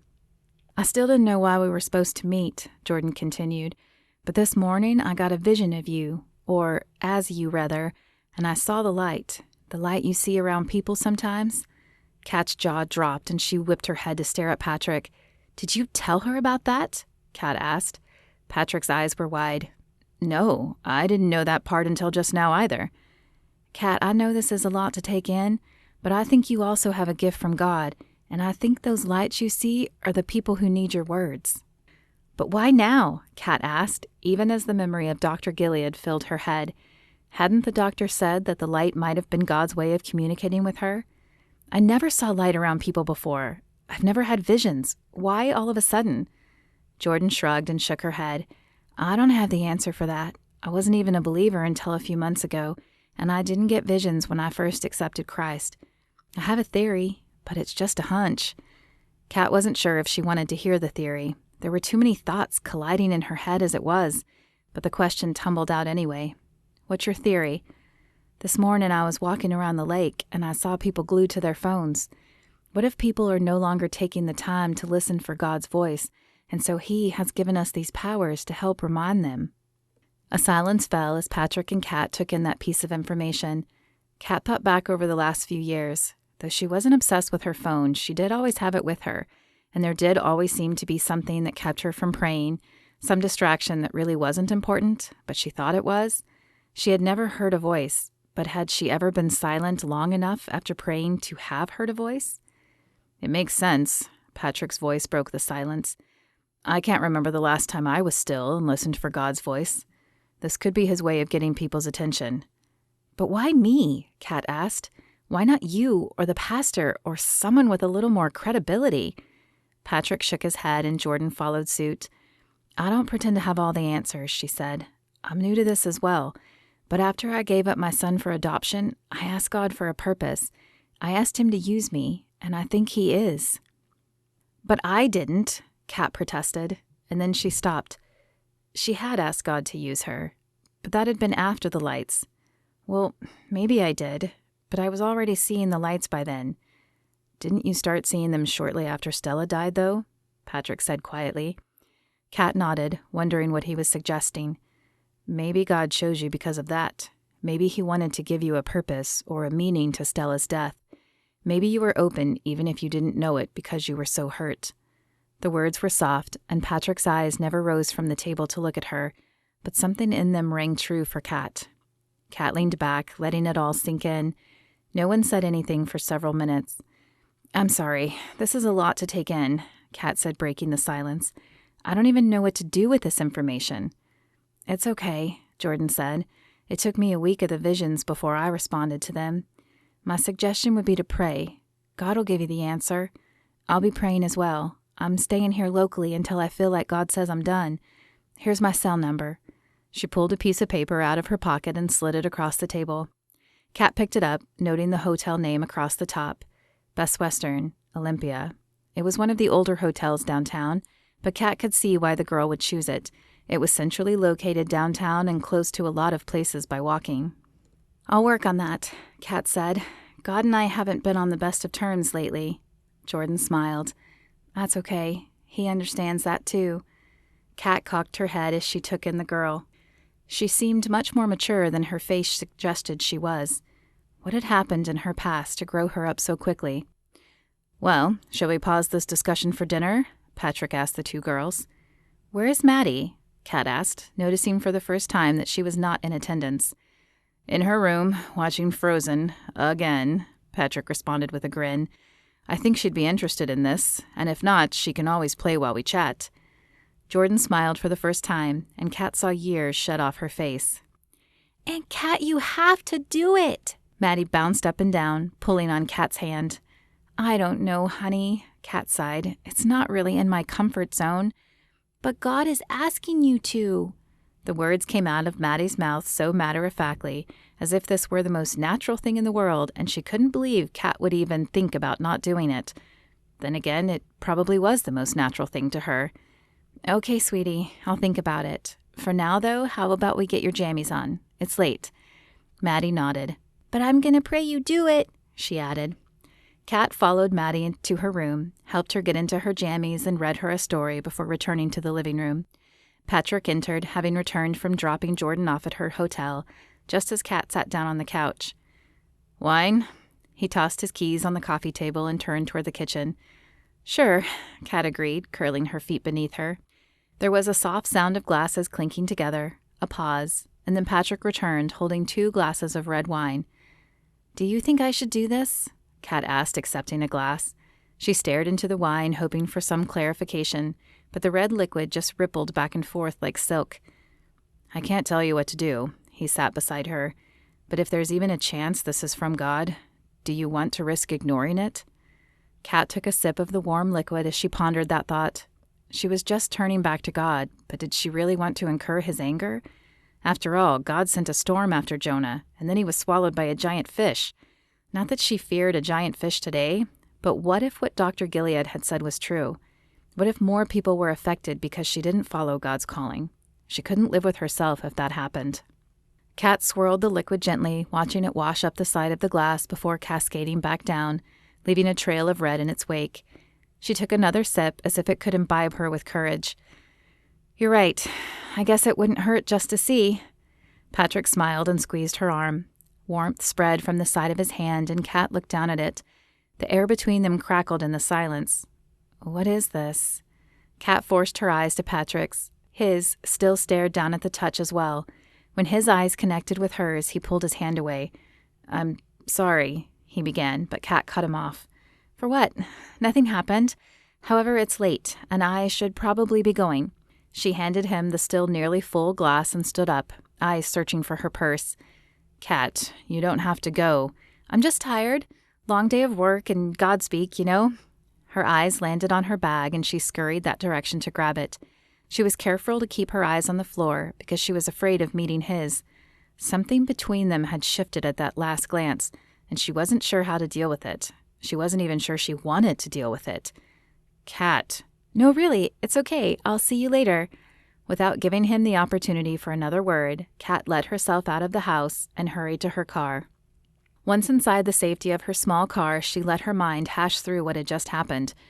Was she attracted to Patrick? He was handsome, with his clear blue eyes and his copper-colored hair, though she had never seen him that way before. He had always been Stella's Patrick, but now Stella was gone. Was it even okay to fall for your best friend's husband if she was gone? It seemed like there should be rules against that. Maybe it wasn't even attraction. Maybe it was just a connection because of their shared loss. That happened, right? Survivors bonding because of a shared trauma? Surely that was it. Surely there hadn't been any meaning in that touch on her arm. But if it meant nothing, why was her arm still tingling? Why had her heart fluttered in her chest? Why had she wanted him to lean down and kiss her? Kat pounded her hands on the steering wheel, frustrated. This was not how her life was supposed to go. She was supposed to become a famous doctor and fall in love with an artist. She wasn't supposed to be falling for her best friend's husband. and she certainly wasn't supposed to be seeing light around people or hearing messages from God. Kat took a few deep breaths to calm her nerves before starting the car and heading home. It didn't stop her mind from racing through all the questions again, though. "What was that?" Ephrael asked. "Confusion." Galadriel scanned the area, a scowl on his face. If demons can confuse humans' minds with emotions, they can keep them from focusing on the task at hand. Kat was close to accepting her gift, but now she'll be distracted with this feeling. We'll have to double our efforts. It might be time to really show her. Jordan tossed her purse on the bed and looked around the room. The dinner had gone well with Patrick and Kat, or at least as well as could be expected with near strangers. But now she was back in this hotel room, alone and lonely. "I hope we convinced her," she said aloud to the room. If anyone had seen her talking to herself, they would have thought she was crazy. Even Jordan thought she was crazy the first time she talked aloud to God. But there was something about talking to him like he was in the room with her that comforted her and gave her peace. "It's not like I don't like doing your will, but I am curious how long I'll be staying here." No audible voice answered, but her phone rang. Jordan dug it out of her pocket, surprised but pleased to see Jeremy's number on the screen. "Hello?" "Hi," he said on the other end. "Are you busy? I thought you could use some conversation." Jordan looked up at the ceiling and smiled. God always seemed to come through for her. She propped up a pillow and sat on the bed, phone to ear, and listened as Jeremy regaled her with the details of his day. When he had finished, she returned the favor, and they talked until her eyes grew heavy. Before nodding off to sleep, she turned the light off, though she never made it out of her clothes. Chapter 18. Friday. Kat woke the next morning with one thought in her mind. She needed to talk to her mother, to tell her what was going on and get her take on it. Her mother had been her rock growing up, and the two women still shared a close relationship when Kat had time, especially now that her mother was alone again. Kat's father had passed away a year ago. After dressing, she called work to let them know she'd be late, fired off a text to her mother, ate a quick bite, and headed to her mom's house. "Kat, are you okay?" her mother asked when they were seated around the table, her green eyes clouded with worry. "You've lost weight and you haven't called in weeks. I know you are dealing with Stella's death, but is there more?" With a sigh, Kat's finger traced an imaginary pattern on the tabletop as she tried to figure out the right words to say. "I think I might be going insane," she whispered, dragging her eyes up to meet her mother's gaze. A tiny flicker of something flashed in her mother's eyes, and she sat a little straighter. "What are you talking about?" "After Stella's death, I started seeing light, Mom, around people. Not everyone, but people all the same. And yesterday, a girl showed up to tell me God sent her from Texas, and she thinks the lights might be people I'm supposed to talk to." "And so it begins again," her mother said as she met Kat's gaze. "What begins?" Kat asked. "Going crazy?" "No." Her mother shook her head, sending her raven curls bouncing against her pale cheek. "This isn't the first time you have seen something supernatural, Kat." Kat narrowed her eyes. "What are you talking about, Mom?" Her mother's shoulders rose and sank as a large sigh escaped her lips. "When you were 2 years old, you told me you saw Jesus." "If I was 2, Mom, I was probably just imagining things." Kat wasn't sure she liked where the conversation was going. Suddenly, going crazy didn't sound so bad. "That's what I assumed at first, too," her mother said. "The first time we were on our way to church, I asked you if you loved Jesus, and you nodded. But then you looked up in the corner of the ceiling, waved, and said hi to Jesus. I didn't speculate much about it because you were 2 and I had just been talking about Jesus, but that wasn't the last time. A chill ran down Kat's back. Her mother really believed this. A few nights later, as I was putting you to bed, you told me Jesus watched you sleep, and then you smiled, waved, and spoke to him again. But it was the third time that really convinced me. It was the same week, and we were reading a bedtime story when you climbed out of my lap and walked over to the corner of your room behind the door. You looked up at the ceiling and said, "Hi, Jesus." Then you tried to give him your bunny. You held it up and cocked your head as if listening to something. "No," you said, and then you grabbed a book and did the same thing. You offered 4 items up, each time tilting your head as if listening. Then you toddled back to me and told me Jesus didn't want your things. He just wanted you to listen. Kat's mouth parted as she tried to grapple with this story she had never heard. "Why did you never tell me?" Her mother sighed and shook her head. "I was scared. At first I thought it was cute, and then I wondered if maybe you had a gift. But when I told the story to some friends, they freaked out. They suggested it might be something demonic you were seeing, and it scared me. I asked you the next time it happened what Jesus looked like, and you told me he wore white and smiled a lot. It didn't seem like demonic powers would do that, so I was fairly comfortable knowing you weren't going to be possessed. But not knowing what to do with your gift, I let it go. Eventually, you grew older and stopped talking about it, and then we stopped going to church, and it didn't matter anymore." Kat reached out and covered her mom's hand. She knew thinking back to the time of her father's affair was hard on her mom. It had been hard on all of them, and it had changed the family. Though he had eventually come back, an air of separation remained in the family, and even when they began attending church again a few years later, it was never with much intensity. Kat hadn't even rededicated her life to Jesus until her senior year, when a speech at a retreat had touched her. Her mother squeezed her hand and then regarded Kat once more. "The thing is, Kat, I think you might have a gift. I truly believe you saw and heard God when you were 2, and therefore I'm inclined to believe he is trying to get your attention now." "Why would he want me? I didn't even listen when he asked me to pray for Stella. I turned away from him when she died, yelled, threw my Bible, and have barely prayed since." A small smile tugged on her mother's lips. "You know, I seem to remember there being a story about a man named Saul who was killing Christians. Yet God spoke to him and he performed a 180 and began preaching." "I'm no preacher, Mom." Kat shook her head.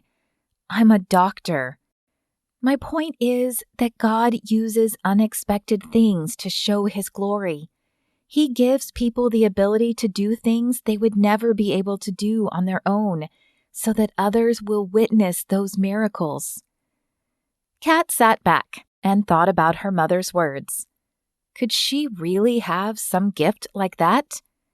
Her mother sighed. "Do you remember the message Pastor Ron spoke on just before Stella's death?" Kat pursed her lips as she tried to remember. "Something about the Holy Spirit, right?"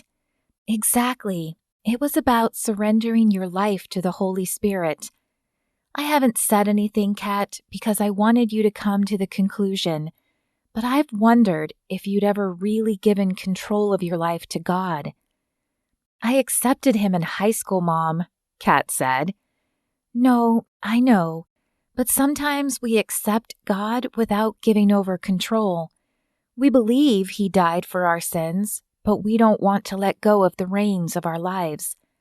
I was like that after your father came back. I thought I had forgiven him, but the feelings of anger and hatred kept coming back. It wasn't until years later that I heard a similar sermon and realized I wasn't letting the Spirit lead because I wanted to hang on to that anger. When I let God take control, my resentment left, and that's when things got better. Kat stared at the tabletop as she processed the words. Could she let God take complete control of her life? What would this mean for her practice? What was she supposed to do with the lights? Thanks, Mom. I have to get to work, but I promise I'll keep all of this in mind. You can't run from God, Kat. Her mother pulled her in for a hug. One way or another, He will find you. Those words rattled in Kat's head as she drove into work that morning. I have a message for you, Stephanie said as she passed the receptionist desk. Kat stopped and focused on the girl. What message? I don't know. I didn't open it. It was just on the desk this morning with your name on it. Strange. Well, thank you. Kat took the note and smiled at the receptionist, but as she opened the note on the way to her office, confusion and fear blanketed her. The note was blank. What was going on? She pushed open her door and was somehow unsurprised to see Micah in her office. He sat with his back to her, but he seemed to know when she arrived. Good morning, Kat. Good morning to you, Micah. May I ask what you are doing in my office? She walked past him and set her bag down on the floor by her desk. Did you get your clarity last night? Kat blinked at him.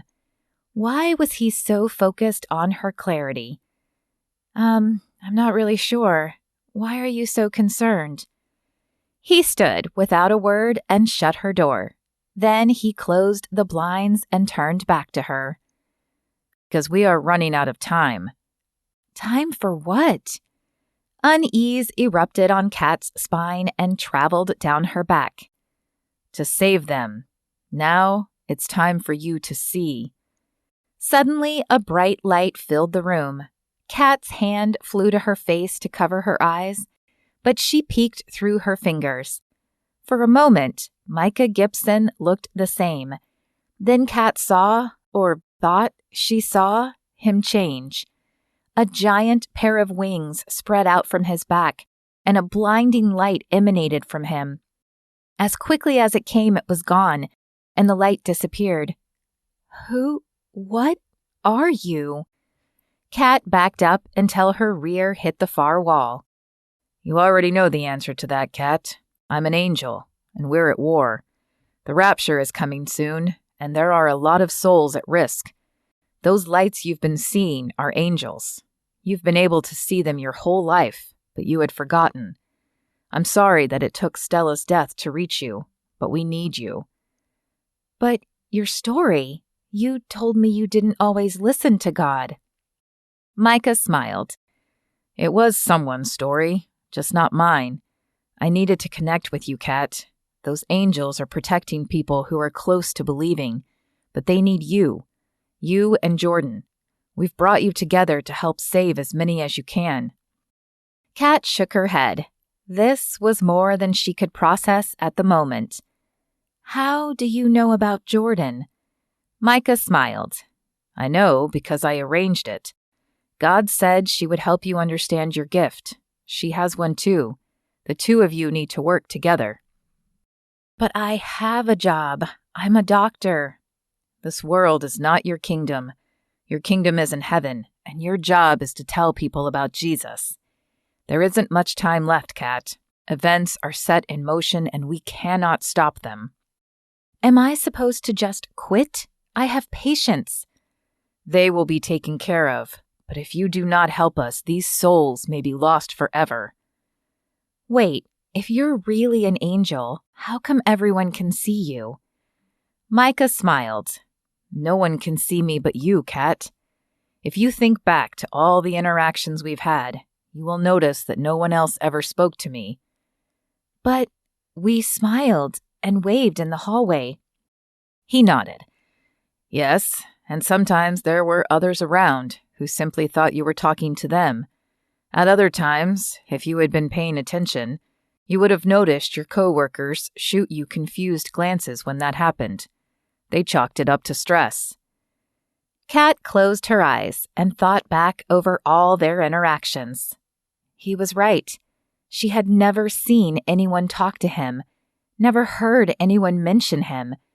She hadn't thought much about it because she was too busy to get involved with office gossip, but now it all made sense.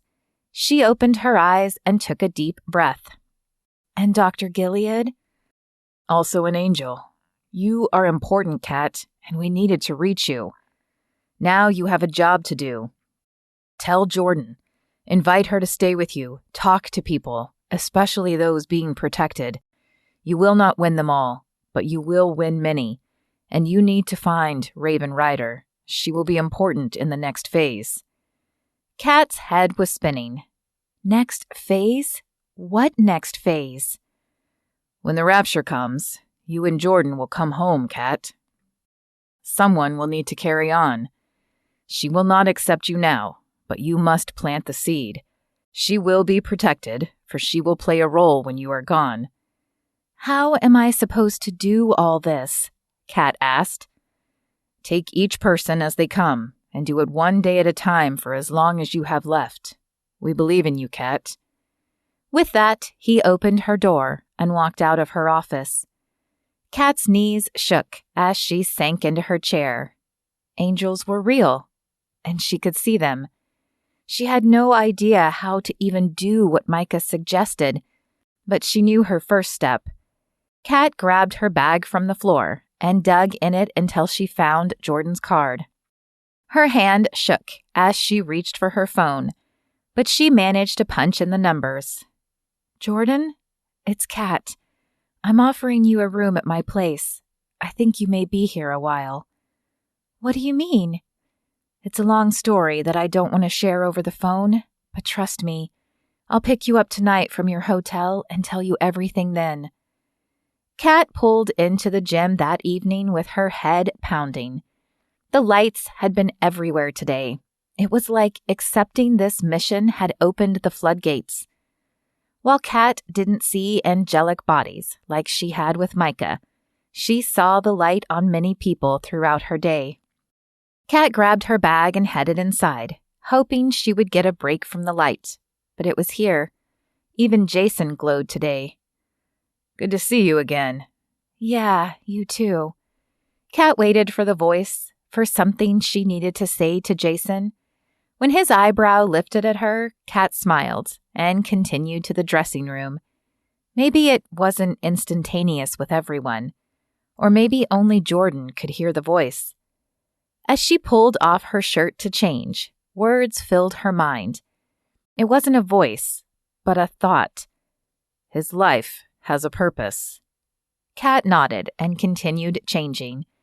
Then she put her street clothes in her bag and grabbed her gloves. Her heart pounded as she walked back into the big room.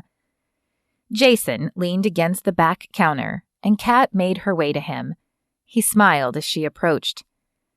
I hope you don't think I'm crazy, she said, but I wanted to tell you that your life has purpose. He cocked his head and stared at her. Why would you tell me that? Kat shrugged. It's a really long story. I'll tell you one day if you want to know, but let's just say I thought you needed to hear it. His brown eyes searched her face, but his expression was masked.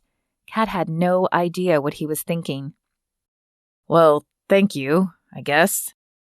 Kat felt deflated as he walked away.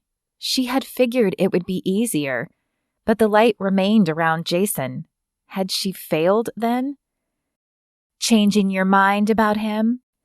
Kat turned at the cold voice and found herself face to face with the brunette from a few days ago. I thought you said your life was too complicated to date him. She crossed her arms and leaned away from Kat. I did, and it still is. Kat wasn't sure why she was justifying her actions to this girl who had been nothing but thorny to her. She took a deep breath and tried another tactic. I don't think we've been officially introduced. I'm Kat. The girl looked down at her outstretched hand and then back up at Kat.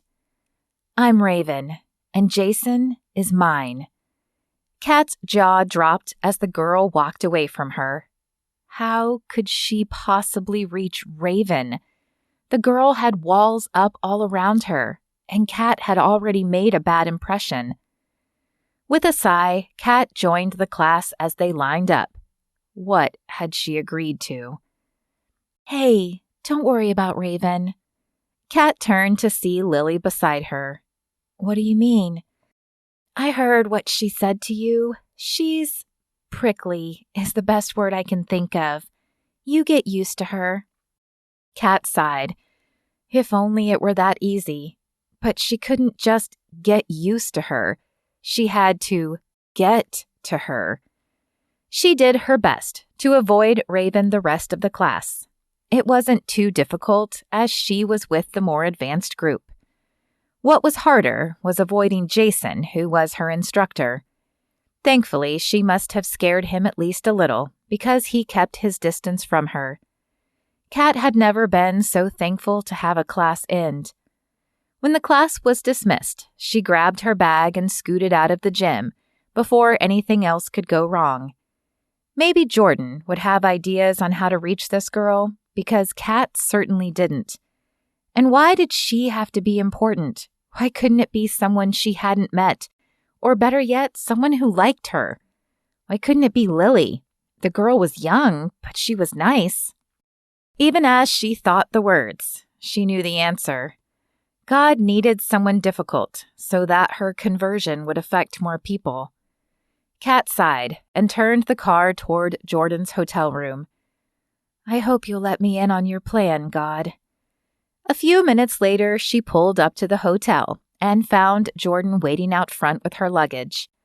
She had texted her when she left the gym, but hadn't expected her to be ready to go. Kat put the car in park and popped the trunk. Then she got out and helped Jordan load her suitcases. When they were both back in the car, Jordan asked the question Kat knew had been on her mind. What happened? Kat shook her head. The incident still felt surreal and unbelievable. I saw an angel today. What? Yeah, I can barely believe it myself. Bright light, wings, and all. I guess I haven't been paying attention, so my eyes were opened. He told me you and I had a job to do before the rapture. Jordan, he basically told me to quit my job, so I don't think you're going back to Texas. Kat tore her eyes from the road long enough to see Jordan bite her lip. It was the first time she had seen anything close to fear on the girl. I suppose I knew that, Jordan said finally. I knew the end had to be coming soon with everything that is happening in the world. So what's our job? I'm not exactly sure. We're supposed to talk to people and plant the seeds that will lead them to Christ. The hardest part is we must reach this girl named Raven Ryder. Micah told me she's important in the next phase. What's the next phase? Jordan asked. I don't know. Whatever happens after we get raptured. I guess we have some studying to do. Wow, rapture. This is real. Okay, so we find her, Jordan said. I already found her. Today. She's a girl at my gym. And she hates me. Jordan chuckled. Well, God never said winning people over would always be easy. So we make a plan. We can do this, Kat. We have to. Kat smiled and nodded. She was glad God had sent Jordan. Alone, she would have felt overwhelmed and definitely out of her element. But somehow she knew that the two of them would figure this out. They would just have to do as Micah said and take it one day at a time. The end. If you enjoyed this book, please leave a review at your retailer. Just a few words really helps. This has been a reading of The Still Small Voice, written by Lorana Hoops, copyright 2018, narrated by Lorana Hoops, copyright 2019. If you enjoyed this book, please be sure to leave a review at your retailer and follow Lorana Hoops on Amazon to be notified of all her book releases.